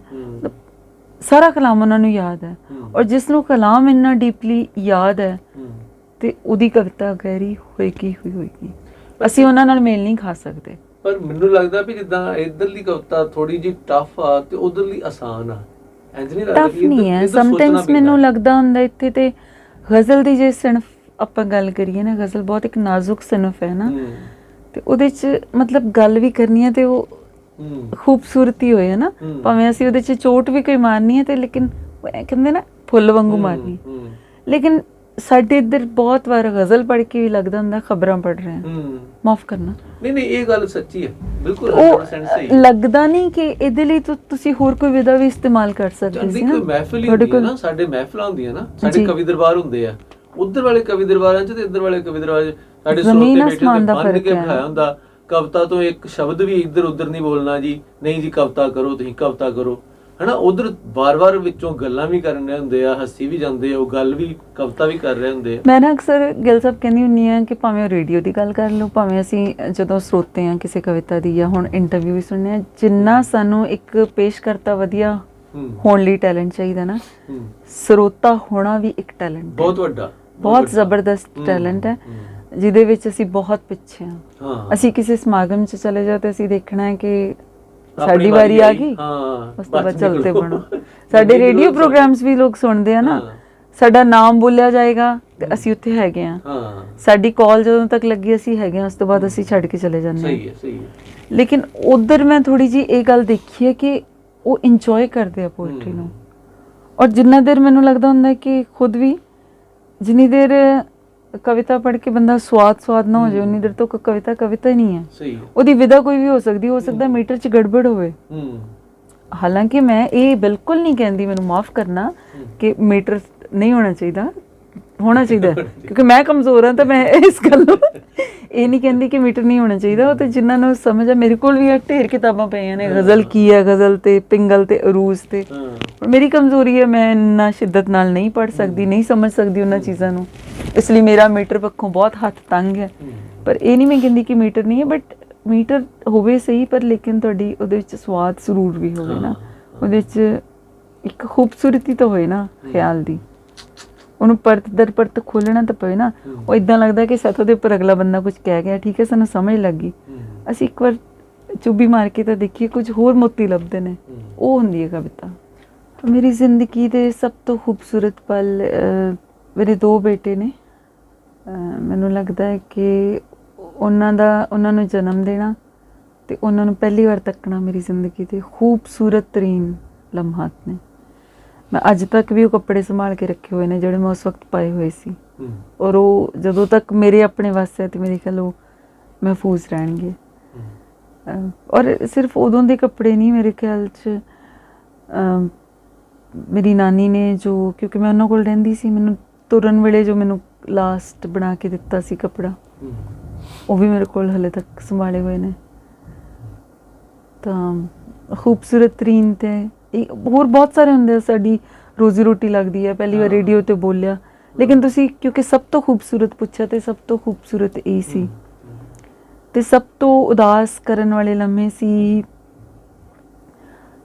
ਕਿਉਂਕਿ ਨਾਨੀ ਨੇ ਮੈਨੂੰ ਦੂਸਰੀ ਮਾਂ ਬਣ ਕੇ ਪਾਲਿਆ ਸੀ। ਪਹਿਲੀ ਵਾਰ ਜਦੋਂ ਮੈਂ ਉਹਨਾਂ ਨੂੰ ਖੋਇਆ, ਉਹ ਫਿਰ ਮੈਂ 5 ਸਾਲ ਪਹਿਲੇ ਆਪਣੀ ਮਾਂ ਨੂੰ ਖੋਇਆ, ਤੇ ਉਹ ਸਭ ਤੋਂ ਔਖੇ ਲਮਹੇ ਸੀ। ਉਹ ਮਨਫੀ ਨਹੀਂ ਹੋ ਸਕਦੇ ਲਾਈਫ 'ਚੋਂ, ਲੇਕਿਨ ਉਹ ਹਮੇਸ਼ਾ ਹੀ ਰਹਿਣਗੇ। ਮਾਵਾਂ ਸਦਾ ਹੀ ਚਾਹੀਦੀਆਂ ਹੁੰਦੀਆਂ, ਮਾਵਾਂ ਤੇ ਹਮੇਸ਼ਾ ਹੀ ਚਾਹੀਦੀ, ਮਾਂ ਪਿਓ ਦੋਵੇਂ ਹੀ ਹਮੇਸ਼ਾ ਚਾਹੀਦੇ ਹੁੰਦੇ। ਹਰ ਰਿਸ਼ਤਾ ਚਾਹੀਦਾ ਹੁੰਦਾ, ਲੇਕਿਨ ਇੱਕ ਐਸੇ ਰਿਸ਼ਤੇ ਹੁੰਦੇ ਨੇ ਜਿਨ੍ਹਾਂ ਦੇ ਨਾਲ ਤੁਹਾਡੀ ਨਾੜੂ ਦੀ ਸਾਂਝ ਹੁੰਦੀ ਹੈ ਨਾ, ਆਂਦਰਾਂ ਦੀ ਸਾਂਝ ਜਿਹਨੂੰ ਅਸੀਂ ਕਹਿ ਸਕਦੇ ਹਾਂ।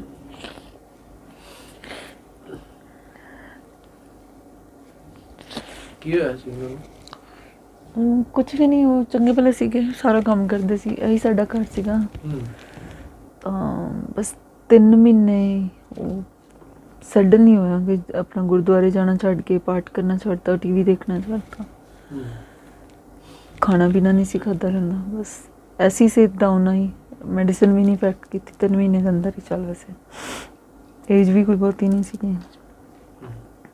ਮੈਂ ਤਾਂ ਹੀ ਤੇ ਆਪਣੇ ਬਾਕੀ ਕਰਦੀ ਰਹਿੰਦੀ ਸੀ ਨਾ, ਉਹ ਕੰਮ ਸਾਰਾ ਕਿਚਨ ਸਭ ਉਹ ਦੇਖਦੇ ਸੀ, ਬੱਚਿਆਂ ਨੂੰ ਵੀ ਕਰ ਲੈਂਦੇ ਸੀ ਹੈਂਡਲ।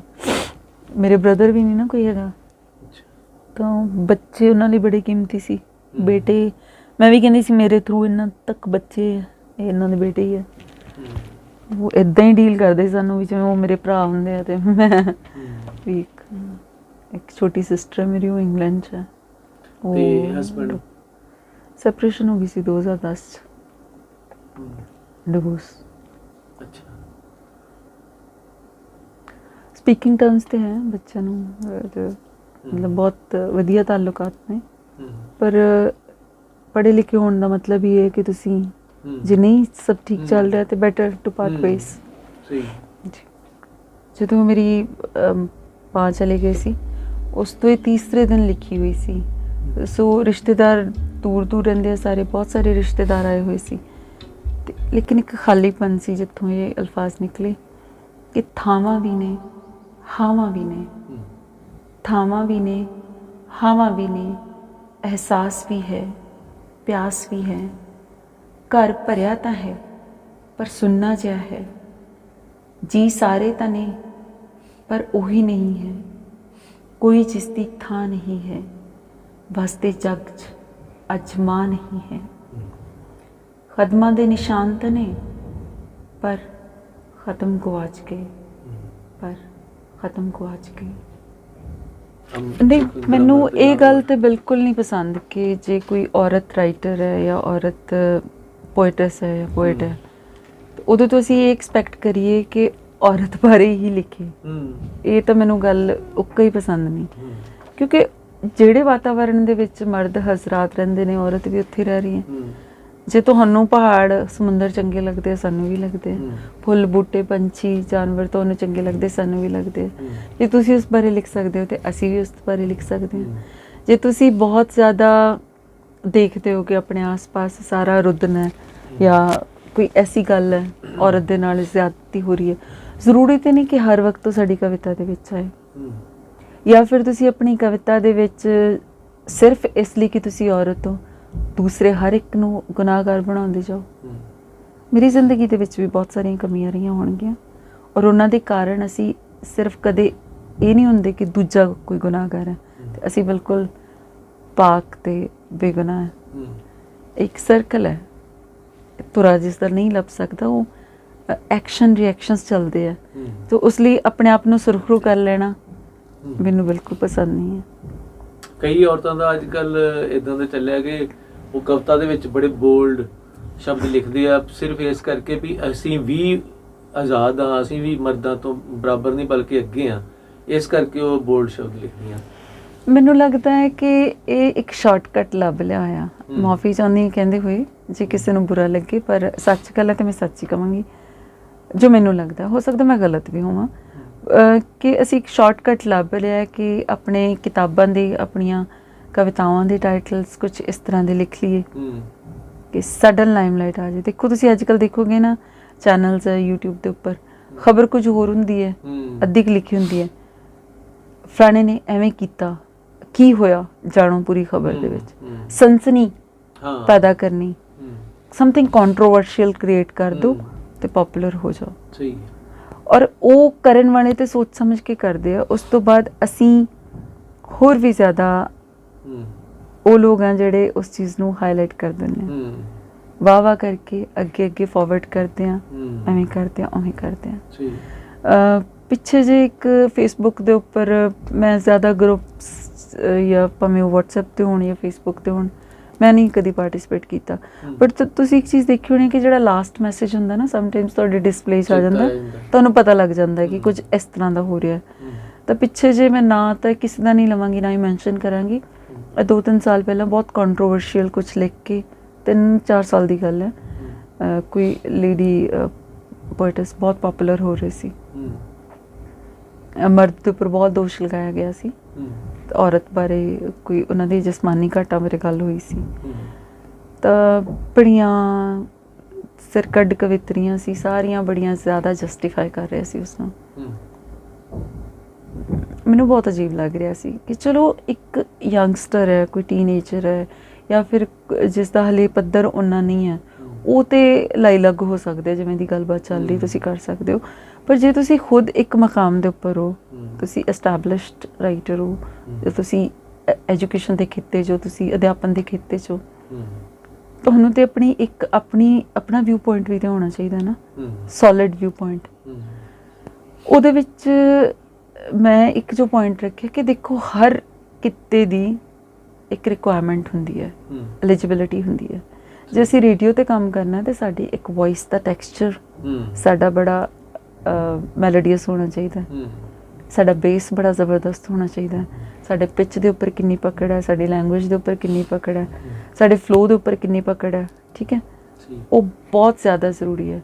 ਉੱਥੇ ਉਹ ਮੈਟਰ ਨਹੀਂ ਕਰਦਾ ਕਿ ਅਸੀਂ ਕਿਸ ਤਰ੍ਹਾਂ ਦੇ ਦਿਖ ਰਹੇ ਹਾਂ, ਸਾਡਾ ਵਜ਼ਨ ਕਿੰਨਾ ਹੈ, ਸਾਡਾ ਰੰਗ ਕਿਹੋ ਜਿਹਾ ਹੈ, ਸਾਡੇ ਵਾਲ ਕਿਹੋ ਜਿਹੇ ਨੇ, ਠੀਕ ਹੈ। ਇਹ ਰੇਡੀਓ ਦੇ ਜਿਹੜੇ ਪੈਰਾਮੀਟਰਸ ਹੋ ਗਏ। ਫਿਰ ਜੇ ਤੁਸੀਂ ਵੀਡੀਓ ਦੇ ਫੀਲਡ ਵਿੱਚ ਆਉਣਾ, ਉੱਥੇ ਤੁਹਾਡੀ ਆਵਾਜ਼ ਦੀ ਆਪਣੀ ਅਹਿਮੀਅਤ ਹੋਗੀ, ਲੇਕਿਨ ਅਲੱਗ ਹੋ ਗਿਆ ਕਿ ਤੁਹਾਡਾ ਡੀਲ ਡੋਲ ਕੈਸੀ ਹੈ, ਤੁਸੀਂ ਕੈਮਰਾ ਦੇ ਉੱਪਰ ਕਿੱਦਾਂ ਦੇ ਲੱਗੋਗੇ, ਜ਼ਿਆਦਾ ਭੱਦੇ ਤਾਂ ਨਹੀਂ ਲੱਗੋਗੇ, ਕੀ ਰਿਕੁਆਇਰਮੈਂਟਸ ਹੋ ਗਈਆਂ ਹੈ ਨਾ, ਹਾਵ ਭਾਵ ਤੁਹਾਡੇ ਕਿੱਦਾਂ ਦੇ ਆ, ਥੀਏਟਰ ਤੁਸੀਂ ਕਰ ਰਹੇ ਹੋ, ਤੁਹਾਡਾ ਸਾਰਾ ਤੁਸੀਂ ਆਪਣੀ ਬੋਡੀ ਲੈਂਗੁਏਜ ਦਾ ਕਿਸ ਤਰ੍ਹਾਂ ਇਸਤੇਮਾਲ ਕਰ ਰਹੇ ਹੋ, ਟੀਵੀ ਦੇ ਉੱਪਰ ਹੋ ਕਿਸ ਤਰ੍ਹਾਂ ਇਸਤੇਮਾਲ ਕਰ ਰਹੇ ਹੋ, ਸਾਰੀਆਂ ਚੀਜ਼ਾਂ ਨੂੰ ਇਕੱਠੇ ਕਰਕੇ ਕਿਵੇਂ ਇਸਤੇਮਾਲ ਕਰ ਰਹੇ ਹੋ। ਸੇਮ ਚੀਜ਼ ਰਿਸ਼ਤਿਆਂ ਦੇ ਵਿੱਚ ਵੀ ਹੈ। ਜੇ ਅਸੀਂ ਕਿਸੇ ਨਾਲ ਦੋਸਤੀ ਕਰਨੀ ਹੈ ਤੇ ਸਾਡੇ ਪੈਰਾਮੀਟਰਸ ਹੋਰ ਹੋਣਗੇ, ਭਾਵੇਂ ਮਰਦ ਦੋਸਤ ਹੋਵੇ ਸਾਡਾ, ਭਾਵੇਂ ਔਰਤ ਦੋਸਤ ਹੋਵੇ। ਜੇ ਅਸੀਂ ਵਿਆਹ ਸ਼ਾਦੀ ਕਰ ਰਹੇ ਹਾਂ ਤੇ ਜਿੱਥੇ ਹਾਈਟ ਮਿਲਾਉਂਦੇ ਆ, ਕੱਦ ਕਾਠੀ ਮਿਲਾਉਂਦੇ ਆ, ਠੀਕ ਹੈ, ਸਾਡੇ ਟੇਵੇ ਮਿਲਾਉਂਦੇ ਆ, ਬਾਕੀ ਚੀਜ਼ਾਂ ਮਿਲਾਉਂਦੇ, ਉੱਥੇ ਬੰਦੇ ਦੀ ਆਪਣੀ ਪਸੰਦ ਮੁਤਾਬਿਕ ਕੁਝ ਰਿਕੁਆਇਰਮੈਂਟਸ ਹੋ ਸਕਦੀਆਂ ਨੇ। ਇੱਕ ਬੰਦੇ ਨੂੰ ਗੋਰਾ ਰੰਗ ਪਸੰਦ ਹੈ, ਦੂਸਰੇ ਨੂੰ ਨਹੀਂ ਪਸੰਦ, ਇੱਕ ਨੂੰ ਸਾਂਵਲਾ ਪਸੰਦ ਹੈ, ਦੂਸਰੇ ਨੂੰ ਨਹੀਂ ਪਸੰਦ, ਇੱਕ ਨੂੰ ਇਸ ਤਰ੍ਹਾਂ ਦੀ ਕੱਦ ਕਾਠੀ ਪਸੰਦ ਹੈ, ਦੂਸਰੇ ਨੂੰ ਨਹੀਂ ਪਸੰਦ। ਉਹਦੇ 'ਚ ਇਲਜ਼ਾਮ ਤੇ ਕੋਈ ਨਹੀਂ ਨਾ ਹੋ ਗਿਆ, ਉਹ ਉਸ ਚੀਜ਼ ਦੀ ਰਿਕੁਆਇਰਮੈਂਟ ਹੈ, ਤੇ ਉਹ ਰਿਕੁਆਇਰਮੈਂਟ ਕਿਸੇ ਨੇ ਕਿਵੇਂ ਕਰਨੀ ਹੈ ਉਹਦੀ ਆਪਣੀ ਜ਼ਾਤੀ ਸਮਝ ਹੈ। ਜਿਸ ਤਰ੍ਹਾਂ ਧਰਮ ਨੂੰ ਲੈ ਕੇ ਸਾਡੀ ਜ਼ਾਤੀ ਚੋਇਸ ਹੁੰਦੀ ਹੈ, ਉਹ ਆਪਣੀ ਉਹਦੀ ਜ਼ਾਤੀ ਚੋਇਸ ਹੈ। ਉਹ ਤੁਸੀਂ ਕਿਸੇ ਦੇ ਉੱਪਰ ਦੋਸ਼ਾਰੋਪਣ ਕਿਵੇਂ ਕਰ ਸਕਦੇ ਹੋ ਇੱਕਦਮ? ਫਿਰ ਤੁਸੀਂ ਦੋਸ਼ਾਰੋਪਣ ਕਰਨਾ ਤੇ ਤੁਸੀਂ ਉਹਨੂੰ ਲੁਕਾ ਕੇ, ਲਪੇਟ ਕੇ, ਥੋੜੇ ਮੱਧਮ ਸੁਰ ਦੇ ਵਿੱਚ ਵੀ ਤਾਂ ਕਰ ਸਕਦੇ ਹੋ, ਉਹ ਵੀ ਓਨਾ ਇੰਪ੍ਰੈਸਿਵ ਹੋਏਗਾ। ਜ਼ਰੂਰੀ ਨਹੀਂ ਉਸਨੂੰ ਨੰਗਾ ਕਰਕੇ ਪਰੋਸਣਾ। ਉਸਦੇ ਜਵਾਬ ਵਿੱਚ ਮੈਂ ਉਸ ਲੁਕੇ ਹੋਏ ਜਿਹੜੇ ਗਰੁੱਪ ਦੇ ਵਿੱਚ ਨਾ ਇੱਕ ਕਵਿਤਾ ਲਿਖੀ, ਇੱਕ ਮਰਦ ਵੱਲੋਂ, ਸੇਮ ਜੋ ਔਰਤ ਉਹ ਕਹਿ ਰਹੀ ਹੈ ਉਹੀ ਪੈਰਾਮੀਟਰਸ ਮਰਦ ਦੇ ਲੈ ਕੇ, ਕਿ ਹੁਣ ਦੇਖੋ ਇੱਥੇ ਪੀੜਤ ਮਰਦ ਹੈ, ਇਹਦੇ ਨਾਲ ਇਹ ਕੁਝ ਹੋਇਆ ਹੋਏ ਤੇ ਇਹ ਇਸ ਤਰ੍ਹਾਂ ਲਿਖੇ ਤੇ ਫੇਸਬੁੱਕ ਤੇ ਪੋਸਟ ਕਰੇ, ਸੋਸ਼ਲ ਸਾਈਟ ਦੇ ਉੱਪਰ ਓਪਨਲੀ ਪੋਸਟ ਕਰੇ। ਫਿਰ ਤੁਹਾਡਾ ਰੱਦ ਅਮਲ ਕੀ ਹੋਏਗਾ? ਕੀ ਤੁਸੀਂ ਇੰਨੀ ਇਸ ਨੰਗੀ ਚੀਜ਼ ਨੂੰ ਸਵੀਕਾਰ ਕਰ ਲਓਗੇ? ਸੱਚ ਉਹ ਵੀ ਕਹਿ ਰਿਹਾ, ਤੇ ਤੁਸੀਂ ਕਹਿੰਦੇ ਨਾ ਤੁਹਾਡੇ ਨਾਲ ਜ਼ਿਆਦਤੀ ਹੋਈ ਹੈ, ਤੁਸੀਂ ਸੱਚ ਕਹਿ ਰਹੇ ਹੋ, ਸੱਚ ਉਹ ਵੀ ਕਹਿ ਰਿਹਾ, ਕੀ ਤੁਹਾਡਾ ਉਹ ਕਾਬਿਲ ਕਬੂਲ ਹੋ ਜਾਏਗਾ? ਨਹੀਂ ਹੋਏਗਾ, ਮੈਂ ਲਿਖ ਕੇ ਦੇ ਸਕਦੀ ਹਾਂ। ਤੇ ਫਿਰ ਤੁਸੀਂ ਉਸ ਨੂੰ ਕਿਵੇਂ ਜਸਟੀਫਾਈ ਕਰ ਸਕਦੇ ਹੋ? ਇੱਕ ਸੋਸ਼ਲ ਨੋਰਮਸ ਵੀ ਤਾਂ ਕੋਈ ਚੀਜ਼ ਨੇ ਨਾ। ਅਸੀਂ ਹੁਣ ਘਰ ਦੇ ਵਿੱਚ ਲੜਕੀ ਸਾਡੀ ਬੇਟੀ ਵੀ ਹੋ ਸਕਦੀ ਹੈ, ਸਾਡੀ ਭੈਣ ਵੀ ਹੋ ਸਕਦੀ ਹੈ, ਸਾਡੀ ਮਾਂ ਵੀ ਹੋ ਸਕਦੀ ਹੈ। ਹਰ ਕੋਈ ਉਸ ਦੌਰ ਦੇ ਵਿੱਚੋਂ ਗੁਜ਼ਰ ਰਿਹਾ, ਹਰ ਦੇ ਉੱਪਰ ਉਹ ਦਿਨ ਆਉਂਦੇ ਨੇ। ਲੇਕਿਨ ਉਹਦੇ ਵਿੱਚ ਵੀ ਜੇ ਕੋਈ ਦਾਗੀ ਹੋ ਜਾਂਦਾ ਨਾ ਕਿਸੇ ਦਾ ਕੋਈ ਕੱਪੜਾ, ਤੇ ਘਰ ਦੇ ਵਿੱਚ ਵੀ ਬੰਦਾ ਕਹਿੰਦਾ ਹੈ ਕਿ ਜਾਓ ਜਾ ਕੇ ਸਾਫ਼ ਕਰ ਲਓ ਜਾਂ ਲਪੇਟ ਲਓ, ਲੁਕੋ ਲਓ, ਜਿਸ ਤਰ੍ਹਾਂ ਵੀ ਹੈ। ਭਾਵੇਂ ਉਹ ਕਿਸੇ ਦੀ ਜਿਸਮਾਨੀ ਪ੍ਰੋਬਲਮ ਕਰਕੇ, ਭਾਵੇਂ ਕਿਸੇ ਦਾ ਫੋੜਾ ਹੀ ਵਗ ਗਿਆ ਹੋਵੇ, ਉਹ ਗਲਤ ਜਗ੍ਹਾ ਤੇ ਵਗਿਆ, ਭਾਵੇਂ ਕਿਸੇ ਦਾ ਜ਼ੋਰ ਲਗਾਉਂਦੇ ਕੋਈ ਪਿਸ਼ਾਬ ਨਿਕਲ ਗਿਆ ਹੋਵੇ ਤੇ ਕੱਪੜਾ ਗਿੱਲਾ ਹੋ ਗਿਆ, ਅਸੀਂ ਉਹਨੂੰ ਕਹਿੰਦੇ ਕਿ ਲੁਕੋ ਲਓ ਜਾਂ ਇਹਨੂੰ ਸਾਫ਼ ਕਰ ਲਓ ਜਾਂ ਬਦਲ ਲਓ। ਤੇ ਉਹੀ ਚੀਜ਼ ਤੁਸੀਂ ਸਿੱਧੀ ਫੋਟੋਜ਼ ਪੋਸਟ ਕਰਕੇ ਉਹਦੇ ਉੱਪਰ ਕਵਿਤਾਵਾਂ ਕਹਿ ਰਹੇ ਹੋ, ਤੇ ਤੁਸੀਂ ਕਿਹੜੇ ਪਾਸਿਓਂ ਤੁਸੀਂ ਆਪਣੇ ਆਪ ਨੂੰ ਐਜੂਕੇਟਿਡ ਕਹਿੰਦੇ ਹੋ? ਔਰ ਕਹਿਣ ਕਿਸ ਤਰ੍ਹਾਂ ਜਸਟੀਫਾਈ ਕਰ ਸਕਦੇ ਹੋ? ਇਹ ਤੇ ਇਹਦੇ 'ਚ ਤੇ ਕੋਈ ਸਾਡੀ ਆਜ਼ਾਦੀ ਨਹੀਂ ਹੋਗੀ ਨਾ, ਇਹਦੇ 'ਚ ਤੇ ਸਾਡਾ ਕੋਈ ਵਡੱਪੜ ਨਹੀਂ ਹੋ ਗਿਆ।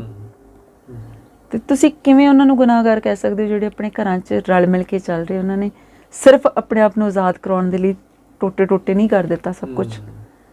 ਉਹ ਕਿਸੇ ਤਰੀਕੇ ਨਾਲ ਕੰਪਰੋਮਾਈਜ਼ ਕਰਕੇ ਚੱਲ ਰਹੇ ਕਿਉਂਕਿ ਉਹਨਾਂ ਦੀ ਜ਼ਰੂਰਤ ਹੈ, ਉਹਨਾਂ ਕੋਲ ਇੰਨੇ ਰਿਸੋਰਸਿਸ ਨਹੀਂ ਹੈ ਕਿ ਉਹ ਖੜੇ ਹੋ ਕੇ ਐਵੇਂ ਕਰ ਸਕਣ। ਤੇ ਤੁਸੀਂ ਉਹਨਾਂ ਨੂੰ ਬੁਰਾ ਕਿਵੇਂ ਕਹਿ ਦੋਗੇ? ਫਿਰ ਮੈਂ ਉਹਨਾਂ ਨੂੰ ਇੱਕ ਸਵਾਲ ਕੀਤਾ ਕਿ 5 ਜਣੇ ਤੁਸੀਂ ਸਟੇਜ ਤੇ ਬੈਠੀਆਂ ਹੋ, ਹੁਣੇ ਅੱਬਲ ਤੇ ਟੈਕਸਟ ਕਰਕੇ ਜਵਾਬ ਦੇ ਰਹੀ ਹੋਣੀ ਆ, ਕਿਸੇ ਦਾ ਘਰ ਵਾਲਾ ਪੁੱਛਣ ਕਿੰਨੇ ਵਜੇ ਤੱਕ ਵਿਹਲੇ ਹੋਣਾ, ਮੈਂ ਜੀ ਆਈ, ਕਿਸੇ ਨੂੰ ਸਵੇਰੇ ਡ੍ਰੌਪ ਕਰਕੇ ਗਿਆ ਹੋਣਾ, ਕਿਸੇ ਨੂੰ ਪੁੱਛਣਾ ਜਾ ਕੇ ਲੇਟ ਕਿਉਂ ਗਿਆ ਹੋਣਾ, 3 ਵਜੇ ਸੀ, ਕਿਸੇ ਨੇ ਜਾ ਕੇ ਐਕਸਪਲੇਨੇਸ਼ਨਸ ਦੇਣੇ। ਫਿਰ ਤੁਸੀਂ ਦੂਸਰੇ ਨੂੰ ਕਿਉਂ ਵਰਗਲਾ ਰਹੇ ਹੋ? ਹਰ ਬੰਦਾ ਆਪਣੀ ਲੋੜ ਮੁਤਾਬਿਕ, ਆਪਣੇ ਹਾਲਾਤ ਨੂੰ ਸੁਖਾਵੇਂ ਕਰਨ ਮੁਤਾਬਿਕ ਕੰਪਰੋਮਾਈਜ਼ਸ ਕਰ ਰਿਹਾ, ਔਰ ਉਹ ਗਲਤ ਨਹੀਂ ਹੈ ਕੁਝ ਵੀ। ਉਹਦੇ ਵਿੱਚ ਵੀ ਉਹਨਾਂ ਦੇ ਸੈਕਰੀਫਾਈਸਿਸ ਲਪੇਟੇ ਹੋਏ ਨੇ। ਜਾਂ ਫਿਰ ਤੁਸੀਂ ਇੱਕ ਬੰਦ ਕਮਰੇ ਦੇ ਵਿੱਚ 4 ਲੈਕਚਰਸ ਦੇ ਕੇ ਜਾਂਦੇ ਹੋ 60 ਲੋਕਾਂ ਦੇ ਅੱਗੇ, ਉਹਨਾਂ ਦਾ ਕੀ ਸੰਵਰ ਰਿਹਾ ਜਿਹੜੇ ਪਤਾ ਨਹੀਂ ਕਿਸ ਤਰੀਕੇ ਨਾਲ ਔਖਾ ਸੌਖਾ ਚੱਲ ਰਹੇ ਨੇ। ਮੇਰੀਆਂ ਔਖਾਂ ਦਾ ਤੁਹਾਨੂੰ ਕੀ ਪਤਾ, ਮੇਰੀ ਮਾਂ ਦੀਆਂ ਔਖਾਂ ਦਾ ਕੀ ਪਤਾ ਤੁਹਾਨੂੰ? ਮੇਰੀ ਨਾਨੀ ਜੋ 18 ਸਾਲ ਦੀ ਏਜ ਸੀ ਉਹਨਾਂ ਦੀ ਬੇਟੀ ਸਿਰਫ 15 ਦਿਨ ਦੀ ਸੀ ਤੇ ਉਹਨਾਂ ਦੇ ਹਸਬੈਂਡ ਪੂਰੇ ਹੋ ਗਏ ਸੀ।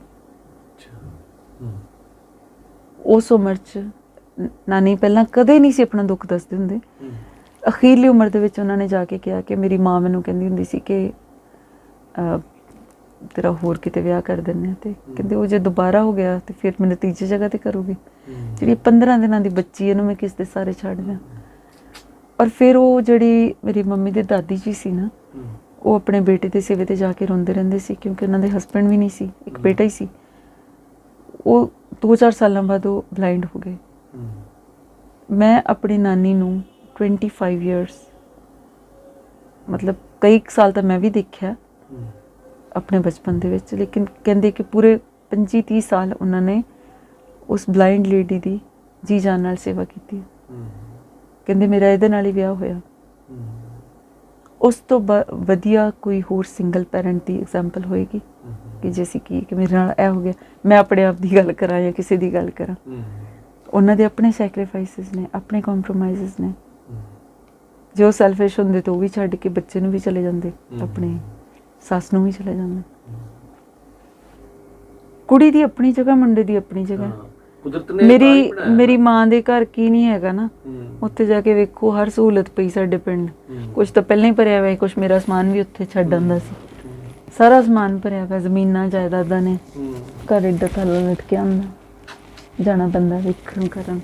ਜੇ ਉਹੀ ਲੱਗਦਾ ਕਿ ਉਹਨਾਂ ਦਾ ਕੋਈ ਬ੍ਰਦਰ ਹੁੰਦਾ ਤੇ ਸਾਨੂੰ ਕੋਈ ਟੈਨਸ਼ਨ ਹੁੰਦੀ, ਮੇਰੀ ਮਾਂ ਨੂੰ ਕੋਈ ਟੈਨਸ਼ਨ ਹੁੰਦੀ। ਸਾਡਾ ਘਰ ਹੈ ਹੁਣ ਭਰਿਆ ਭਰਿਆ ਘਰ, ਕੋਨੇ ਵਾਲਾ ਸੀ, ਵੇਚ ਦਿੱਤਾ ਸਿਰਫ ਇਸ ਕਰਕੇ ਪਿੱਛੇ ਦੇਖਣ ਵਾਲਾ ਨਹੀਂ ਕੋਈ।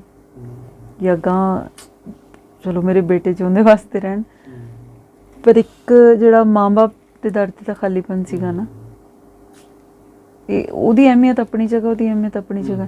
ਕਿਸ ਤਰ੍ਹਾਂ ਸਾਡੇ ਮੁਹੱਲੇ ਵਾਲੇ ਜਾਂ ਦੂਸਰੇ ਲੋਕ ਜਦੋਂ ਘਰ 'ਚ ਕੋਈ ਚੀਜ਼ ਬਣਾਉਂਦੇ ਤੇ ਇਹਨਾਂ ਨੇ ਕੀ ਕਰਨਾ, ਮਾਂ ਪਿਓ ਨੂੰ ਕਿੰਨਾ ਡੀਰੇਲ ਕਰਦੇ ਸੀ, ਇਹਨਾਂ ਨੇ ਕੀ ਕਰਨਾ, ਇਹਨਾਂ ਦੇ ਤਾਂ ਕੁੜੀਆਂ ਚਲੀਆਂ ਜਾਣੀਆਂ ਵਿਆਹ ਕੇ, ਇਹ ਕਿਉਂ ਜਗ੍ਹਾ ਲਈ ਜਾਂਦੇ ਆ, ਕਿਉਂ ਕਰਦੇ ਪਏ?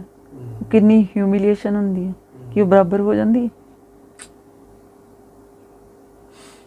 ਮੇਰੀ ਮੰਮਾ ਕਹਿੰਦੇ ਹੁੰਦੇ ਸੀ ਕਿ ਮੇਰਾ ਬੇਟਾ ਹੋਇਆ ਨਾ ਪਹਿਲੀ ਵਾਰ ਉਹਨਾਂ ਨੇ ਚੁੱਕ ਕੇ ਉਦੋਂ ਲਈ ਕਹਿੰਦੇ ਮੈਂ ਕਿਸੇ ਦਾ ਲੜਕਾ ਦਿਖ ਜਾਣੀ ਮੈਂ ਗੋਦੀ ਨਹੀਂ ਚੁੱਕਦੀ, ਕੋਈ ਬਾਅਦ ਚੋਂ ਨਾ ਵਹਿਮ ਕਰੇ ਆਖਣ ਨਾ ਕੁਛ। ਸੋ ਇਹ ਸਾਰੇ ਪਖੰਡ ਹੈ ਜਿਹੜੇ ਲੋਕ ਇੰਨੇ ਕਰੀਬ ਤੋਂ ਜਿਨ੍ਹਾਂ ਨੇ ਜ਼ਿੰਦਗੀ ਦੇਖੀ ਹੋਈ ਨਹੀਂ, ਉਹਨਾਂ ਨੇ ਸਵਾਹ ਅਹਿਸਾਸ ਹੋਣਾ ਬਸ ਰੱਟੇ ਲਾ ਕੇ ਦਿਖਾਵੇ ਕਰਕੇ, ਬਸ ਆ ਮਸ਼ਹੂਰ ਹੋ ਜਾਂਦੀ ਚੀਜ਼, ਆ ਮਸ਼ਹੂਰ ਆ ਕਰ ਲਓ ਉਹ ਕਰ ਲਓ। ਇਹ ਜਿਹੜੀ ਕੁੜੀਆਂ ਦੀ ਲੋਹੜੀ ਮਨਾਉਂਦੇ ਉਹਦੇ ਬਾਰੇ ਲਿਖਿਆ ਸੀ, ਕਾਫੀ ਚੱਲਣ ਹੈ ਕੁਝ ਸਾਲਾਂ ਤੋਂ। ਇਹਦਾ ਟਾਈਟਲ ਰੱਖਿਆ ਸੋਝੀ। ਮੈਂ ਸੁਣਿਆ ਤੁਸੀਂ ਗੱਜ ਵੱਜ ਕੇ ਮੇਰੀ ਲੋਹੜੀ ਮਨਾਈ, ਮੈਂ ਸੁਣਿਆ ਤੁਸੀਂ ਗੱਜ ਵੱਜ ਕੇ ਮੇਰੀ ਲੋਹੜੀ ਮਨਾਈ, ਤਿਲ ਫੁੱਲੀਆਂ ਪਾ ਕੇ ਧੂਣੀ ਵੀ ਮੰਗਾਈ, ਗੀਤ ਗਾਇਆ ਸਾਲੂ ਪਾਟੇ ਦੀ ਗੱਲ ਸੁਣਾਈ, ਚਾਚੇ ਦੁੱਲੇ ਦੀ ਵੀ ਕੀਤੀ ਵਡਿਆਈ। ਮੈਂ ਸੋਚਿਆ ਕੀ ਵਿਰੋਧਾਭਾਸ ਹੈ, ਰੋਜ਼ ਅਖਬਾਰ ਤਾਂ ਬਦਰੰਗੀ ਹੋ ਕੇ ਆਉਂਦੀ ਹੈ, ਕਿਸੇ ਬਾਬਲ ਚਾਚੇ ਨੇ ਧੀ ਦੀ ਦੁਹਾਈ ਪਾਉਂਦੀ ਹੈ। ਲੋਹੜੀ ਮਨਾ ਕੇ ਕੀ ਬਿਮਾਰ ਮਾਨਸਿਕਤਾ ਬਦਲ ਜਾਏਗੀ, ਕੀ ਉਹਨਾਂ ਦੀ ਨਿਰਲੱਜ ਸੋਚ ਗਾਹੇ ਬਗਾਹੇ ਮੇਰਾ ਸਾਲੂ ਨਹੀਂ ਲਾਏਗੀ। ਜਦੋਂ ਵੀ ਮੇਰੇ ਜਿਸਮ ਦੀ ਚਾਦਰ ਨੂੰ ਦਾਗ ਲੱਗਦਾ ਏ, ਕੁੜੀ ਨੇ ਅੰਗ ਦਿਖਾਓ ਪਹਿਰਾਵਾ ਪਾਇਆ ਸੀ, ਕੋਈ ਬੁੱਧੀਜੀਵੀ ਉੱਚੀ ਆਵਾਜ਼ ਵਿੱਚ ਗੱਜਦਾ ਏ।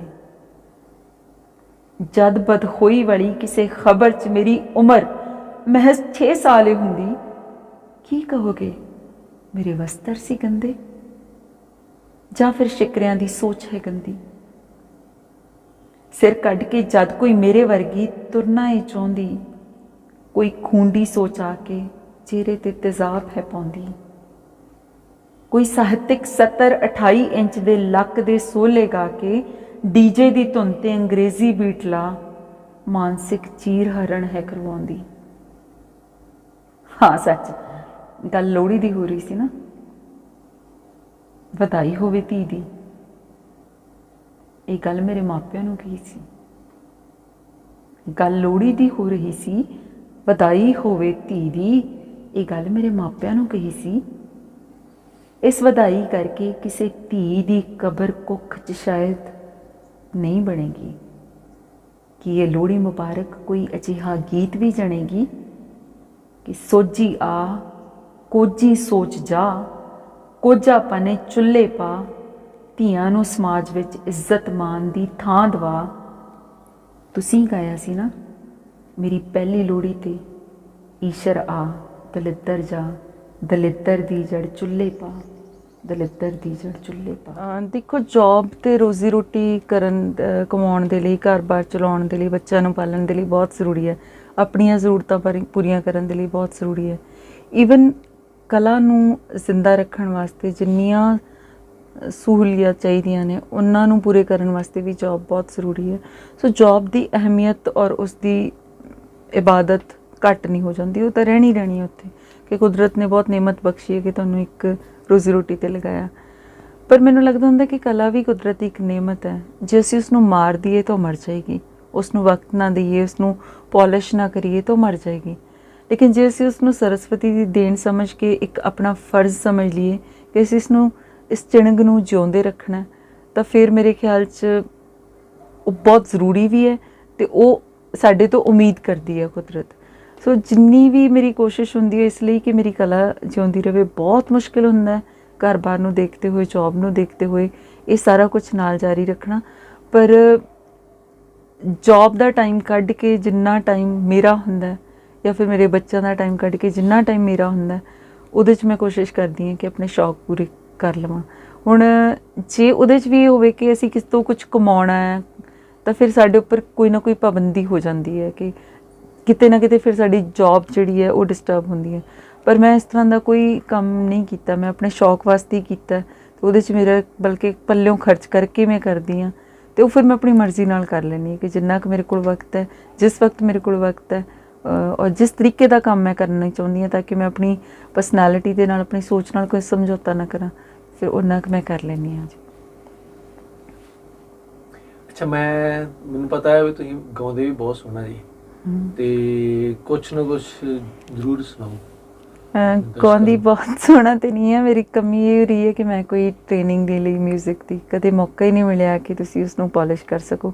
ਹਾਂ, ਪਰ ਸਕੂਲ ਦੇ ਵਿੱਚ ਕਾਲਜ ਦੇ ਵਿੱਚ ਕਦੇ ਕੋਈ ਮੌਕਾ ਨਹੀਂ ਗਵਾਇਆ ਕਿ ਜਦੋਂ ਗਾਇਆ ਨਹੀਂ। ਬੇਸ਼ੱਕ ਮੈਨੂੰ ਗਜ਼ਲਸ ਪਸੰਦ ਰਹੀਆਂ, ਪਰ ਮੈਂ ਸਕੂਲ ਕਾਲਜ 'ਚ ਹਮੇਸ਼ਾ ਫੋਕ ਹੀ ਗਾਇਆ, ਪੰਜਾਬੀ ਫੋਕ ਜਾਂ ਲਾਈਟ ਵੋਕਲ ਪੰਜਾਬੀ। ਤਾਂ ਉਹ ਥੋੜ੍ਹਾ ਬਹੁਤ ਕੋਸ਼ਿਸ਼ ਕਰਦੇ, ਹੁਣ ਖੈਰ ਪ੍ਰੈਕਟਿਸ ਨਹੀਂ ਹੁੰਦੀ, ਪਰ ਪਿੱਛੇ ਜੇ ਮੈਂ ਆਪਣੀ ਆਵਾਜ਼ ਦੇ ਵਿੱਚ ਆਪਣਾ ਹੀ ਲਿਖਿਆ ਇੱਕ ਗੀਤ ਚੰਨ ਕਿੱਥਾਂ ਗੁਜ਼ਾਰੀਏ ਰਾਤ ਵੇ, ਉਹ ਮੈਂ ਰਿਕਾਰਡ ਕਰਵਾਇਆ ਸੀ, ਨਿਊ ਵਰਜ਼ਨ ਉਹਦਾ। ਔਰ ਥੈਂਕ ਗੋਡ ਕਿ ਬਹੁਤ ਅੱਛਾ ਰਿਸਪੌਂਸ ਦਾ ਮਿਲਿਆ। ਮੈਨੂੰ ਤਾਂ ਡਰ ਲੱਗਦਾ ਸੀ ਕਿ ਪਤਾ ਨਹੀਂ ਮੈਂ ਪੂਰਾ ਉਤਰਦੀ ਹਾਂ ਕਿ ਨਹੀਂ ਸੁਰ ਤਾਲ ਦੇ ਉੱਪਰ, ਪਰ ਥੈਂਕ ਗੋਡ ਕਿ ਉਹ 'ਚ ਆਟੋ ਟਿਊਨਿੰਗ ਨਹੀਂ ਕਰਨੀ ਪਈ। ਉਹਨਾਂ ਨੇ ਕਿਹਾ ਕਿ ਸਭ ਠੀਕ ਹੈ। ਚੰਨ ਕਿੱਥਾਂ ਗੁਜ਼ਾਰੀਏ, ਉਹ ਚੰਨ ਕਿੱਥਾਂ ਗੁਜ਼ਾਰੀਏ ਰਾਤ ਵੇ ਮਿੰਡਾ ਜੀਵਨ ਲਾਵੇ, ਵਾਤ ਵੇ ਚੰਨ ਕਿੱਥਾਂ ਗੁਜ਼ਾਰੀਏ। ਕੋਠੇ ਤੇ ਫਿਰ ਕੋਠੜਾ ਮਹੀ ਕੋਠੇ ਬੈਠਾ,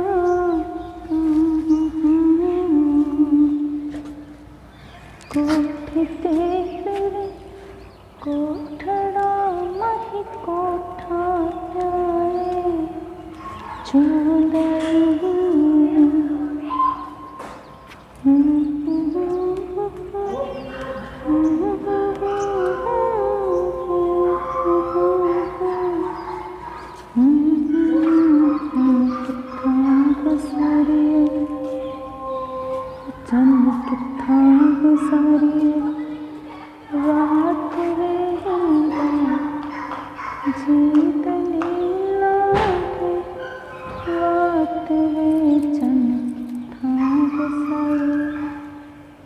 ਉਹ ਦੋਸਤ ਸੁਣ ਵੀ ਸਕਦੇ, ਡੈਡ ਰਿਕਾਰਡਸ ਦੇ ਉੱਪਰ ਮਿਲ ਜਾਏਗਾ, ਚੰਨ ਕਿੱਥਾਂ ਗੁਜ਼ਾਰੀਏ ਰਾਤ ਬਾਈ ਸੀਮਾ ਗਰੇਵਾਲ। ਬਾਕੀ ਕੁਝ ਸ਼ਰਫ ਹਾਸਲ ਹੋਇਆ ਕਿ ਮੇਰੇ ਗੀਤ ਰਿਕਾਰਡ ਵੀ ਹੋ ਚੁੱਕੇ ਨੇ। ਹਰਿੰਦਰ ਸੋਹਲ ਹੋਰਾਂ ਨੇ ਹੱਦ ਹੈ ਗੀਤ ਰਿਕਾਰਡ ਕੀਤਾ ਆਪਣੀ ਦਿਲਾਂ ਦੀ ਕਿਤਾਬ ਐਲਬਮ ਦੇ ਵਿੱਚ, ਕਾਫੀ ਪਸੰਦ ਕੀਤਾ ਗਿਆ। ਰੇਡੀਓ 'ਤੇ ਫਰਮਾਇਸ਼ ਕਰਕੇ ਸਰੋਤੇ ਸੁਣ ਲੈਂਦੇ ਨੇ ਅਕਸਰ ਹੀ। ਜਾਂ ਫਿਰ ਕੁਝ ਸਾਲ ਪਹਿਲਾਂ ਮੇਰਾ ਅਤੇ ਰਾਣੀ ਤਤਵਲੇ ਹਰਮਨ ਦਾ ਲਿਖਿਆ ਗੀਤ ਪਿੰਡ, 17 ਮਿੰਟ ਦਾ ਮਹਾਂ ਗੀਤ ਉਹਨੂੰ ਕਿਹਾ ਜਾਂਦਾ, ਉਹ ਗਗਨਦੀਪ ਹੋਰਾਂ ਨੇ ਅਤੇ ਮਰਹੂਮਾ ਆਪਣੇ ਮਨਪ੍ਰੀਤ ਅਖਤਰ ਸਾਹਿਬਾ ਨੇ ਗਾਇਆ ਸੀ। ਉਹ NRIs ਦੇ ਵਿੱਚ ਬਹੁਤ ਜ਼ਿਆਦਾ ਪਸੰਦ ਕੀਤਾ ਗਿਆ ਗੀਤ, ਬਹੁਤ ਪੋਪੂਲਰ ਹੋਇਆ ਸੀ। ਪਿੱਛੇ ਜੇ ਜਲਿਆਂਵਾਲੇ ਬਾਗ ਦੇ ਉੱਪਰ ਨਾਟਕ ਖੇਡਿਆ ਗਿਆ ਸੀ ਨਾਟਸ਼ਾਲਾ ਵੱਲੋਂ, ਬਹੁਤ ਸ਼ੋਜ਼ ਉਹਦੇ 'ਚ ਹੋਏ ਸੀ। ਉਹਦੇ 'ਚ ਨਾਨਕ ਸਿੰਘ ਜੀ ਦਾ ਇੱਕ ਗੀਤ ਸੀ ਔਰ ਇੱਕ ਗੀਤ ਮੈਂ ਜਲਿਆਂਵਾਲਾ ਬਾਗ ਹਾਂ ਮੇਰਾ ਸ਼ਾਮਿਲ ਕੀਤਾ ਗਿਆ ਸੀ। ਤਾਂ ਉਹ ਬਰਾੜ ਸਾਹਿਬ ਨੇ ਵਿਸ਼ੇਸ਼ ਸਨਮਾਨ ਕੀਤਾ ਸੀ, ਬਹੁਤ ਪਸੰਦ ਕੀਤਾ ਗਿਆ ਸੀ। ਸੋ ਇਸ ਤਰੀਕੇ ਨਾਲ ਬਸ ਥੋੜ੍ਹਾ ਥੋੜ੍ਹਾ ਚੱਲਦਾ ਰਹਿੰਦਾ ਜਾਂ ਕੋਈ ਗਾ ਦਿੰਦਾ। ਗੁਰਦੀਪ ਸਿੰਘ ਜੀ ਨੇ ਆਪਣੇ ਲਾਈਵ ਕੰਸਰਟ ਦੇ ਵਿੱਚ ਵੀ ਮੇਰਾ ਲਿਖਿਆ ਗਾਇਆ ਸੀ, ਮੇਰੇ ਲਈ ਬਹੁਤ ਵੱਡਾ ਇਨਾਮ ਸੀ ਉਹ। ਬਾਕੀ ਮੈਨੂੰ ਲੱਗਦਾ ਹੁੰਦਾ ਕਿ ਮੈਂ ਆਪਣੀ ਹੈਸੀਅਤ ਤੋਂ ਵੱਧ ਦੀ ਗੱਲ ਕਰ ਰਹੀ ਹਾਂ ਜਦੋਂ ਕਿਸੇ ਮੰਚ ਦੇ ਉੱਪਰ ਮੈਂ ਗਾਉਂਦੀ ਹਾਂ, ਕਿਉਂਕਿ ਮੈਂ ਸਿਰਫ ਇੱਕ ਸ਼ੌਕ ਵਜੋਂ ਗਾਇਆ ਔਰ ਯੰਗ ਏਜ ਦੇ ਵਿੱਚ ਬਹੁਤ ਆਸਾਨ ਸੀ ਸ਼ੌਕ ਵਜੋਂ ਗਾਉਣਾ। ਹੁਣ ਲੱਗਦਾ ਹੈ ਕਿ ਉਨਾ ਸਾਥ ਨਹੀਂ ਦਿੰਦਾ ਗਲਾ ਜਾਂ ਸੁਰ, ਉਨਾ ਸਾਥ ਨਹੀਂ ਦਿੰਦਾ। ਹਾਲਾਂਕਿ ਮੈਂ ਆਪਣੇ ਆਪ ਨੂੰ ਬਹੁਤਾ ਬਜ਼ੁਰਗ ਤਾਂ ਨਹੀਂ ਮੰਨਦੀ, ਪਰ ਕਦਮ ਜ਼ਰੂਰ ਵਧਾ ਰਹੇ ਹਾਂ ਅਤੇ ਥੋੜ੍ਹਾ ਬਹੁਤ ਬਸ ਗਾ ਲਈਦਾ ਜੀ। ਛੱਲਾ ਮੈਂਡਾ ਚੀ ਢੋਲਾ ਕੋਈ ਅੰਬੀਆਂ ਨੂੰ ਬੂਰ ਪਿਆ, ਵਾਟਾਂ ਦਾ ਕੀ ਕਰੀਏ ਜਦੋਂ ਦਿਲ ਤੋਂ ਨਾ ਦੂਰ ਗਿਆ। ਹਾਏ ਵਾਟਾਂ ਦਾ ਕੀ ਕਰੀਏ ਜਦੋਂ ਦਿਲ ਤੋਂ ਨਾ ਦੂਰ ਗਿਆ। ਚੱਲਾ ਮੈਂਡਾ ਜੀ ਢੋਲਾ ਕੋਈ ਪਤਾਸੇ ਪੁਰ ਵਹਿੰਦੇ, ਮੂੰਹ ਵੀ ਕਹਿ ਛੋੜੋ ਬਿਨ ਬੋਲੇ ਜੋ ਨੈਣ ਕਹਿੰਦੇ।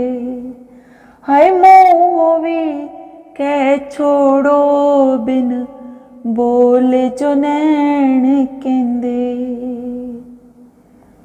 ਚੱਲਾ ਮੈਂਡਾ ਜੀ ਢੋਲਾ ਸਾਨੂੰ ਸੁਪਨੇ ਆਉਂਦੇ ਨੇ, ਹਾਏ ਓਯੋ ਵਾਲੇ ਨਹੀਂ ਆਉਂਦੇ ਜਿਹੜੇ ਅੱਖੀਆਂ ਨੂੰ ਪਾਉਂਦੇ ਨੇ। ਹਾਏ ਓਯੋ ਵਾਲੇ ਨਹੀਂ ਆਉਂਦੇ ਜਿਹੜੇ ਅੱਖੀਆਂ ਨੂੰ ਪਾਉਂਦੇ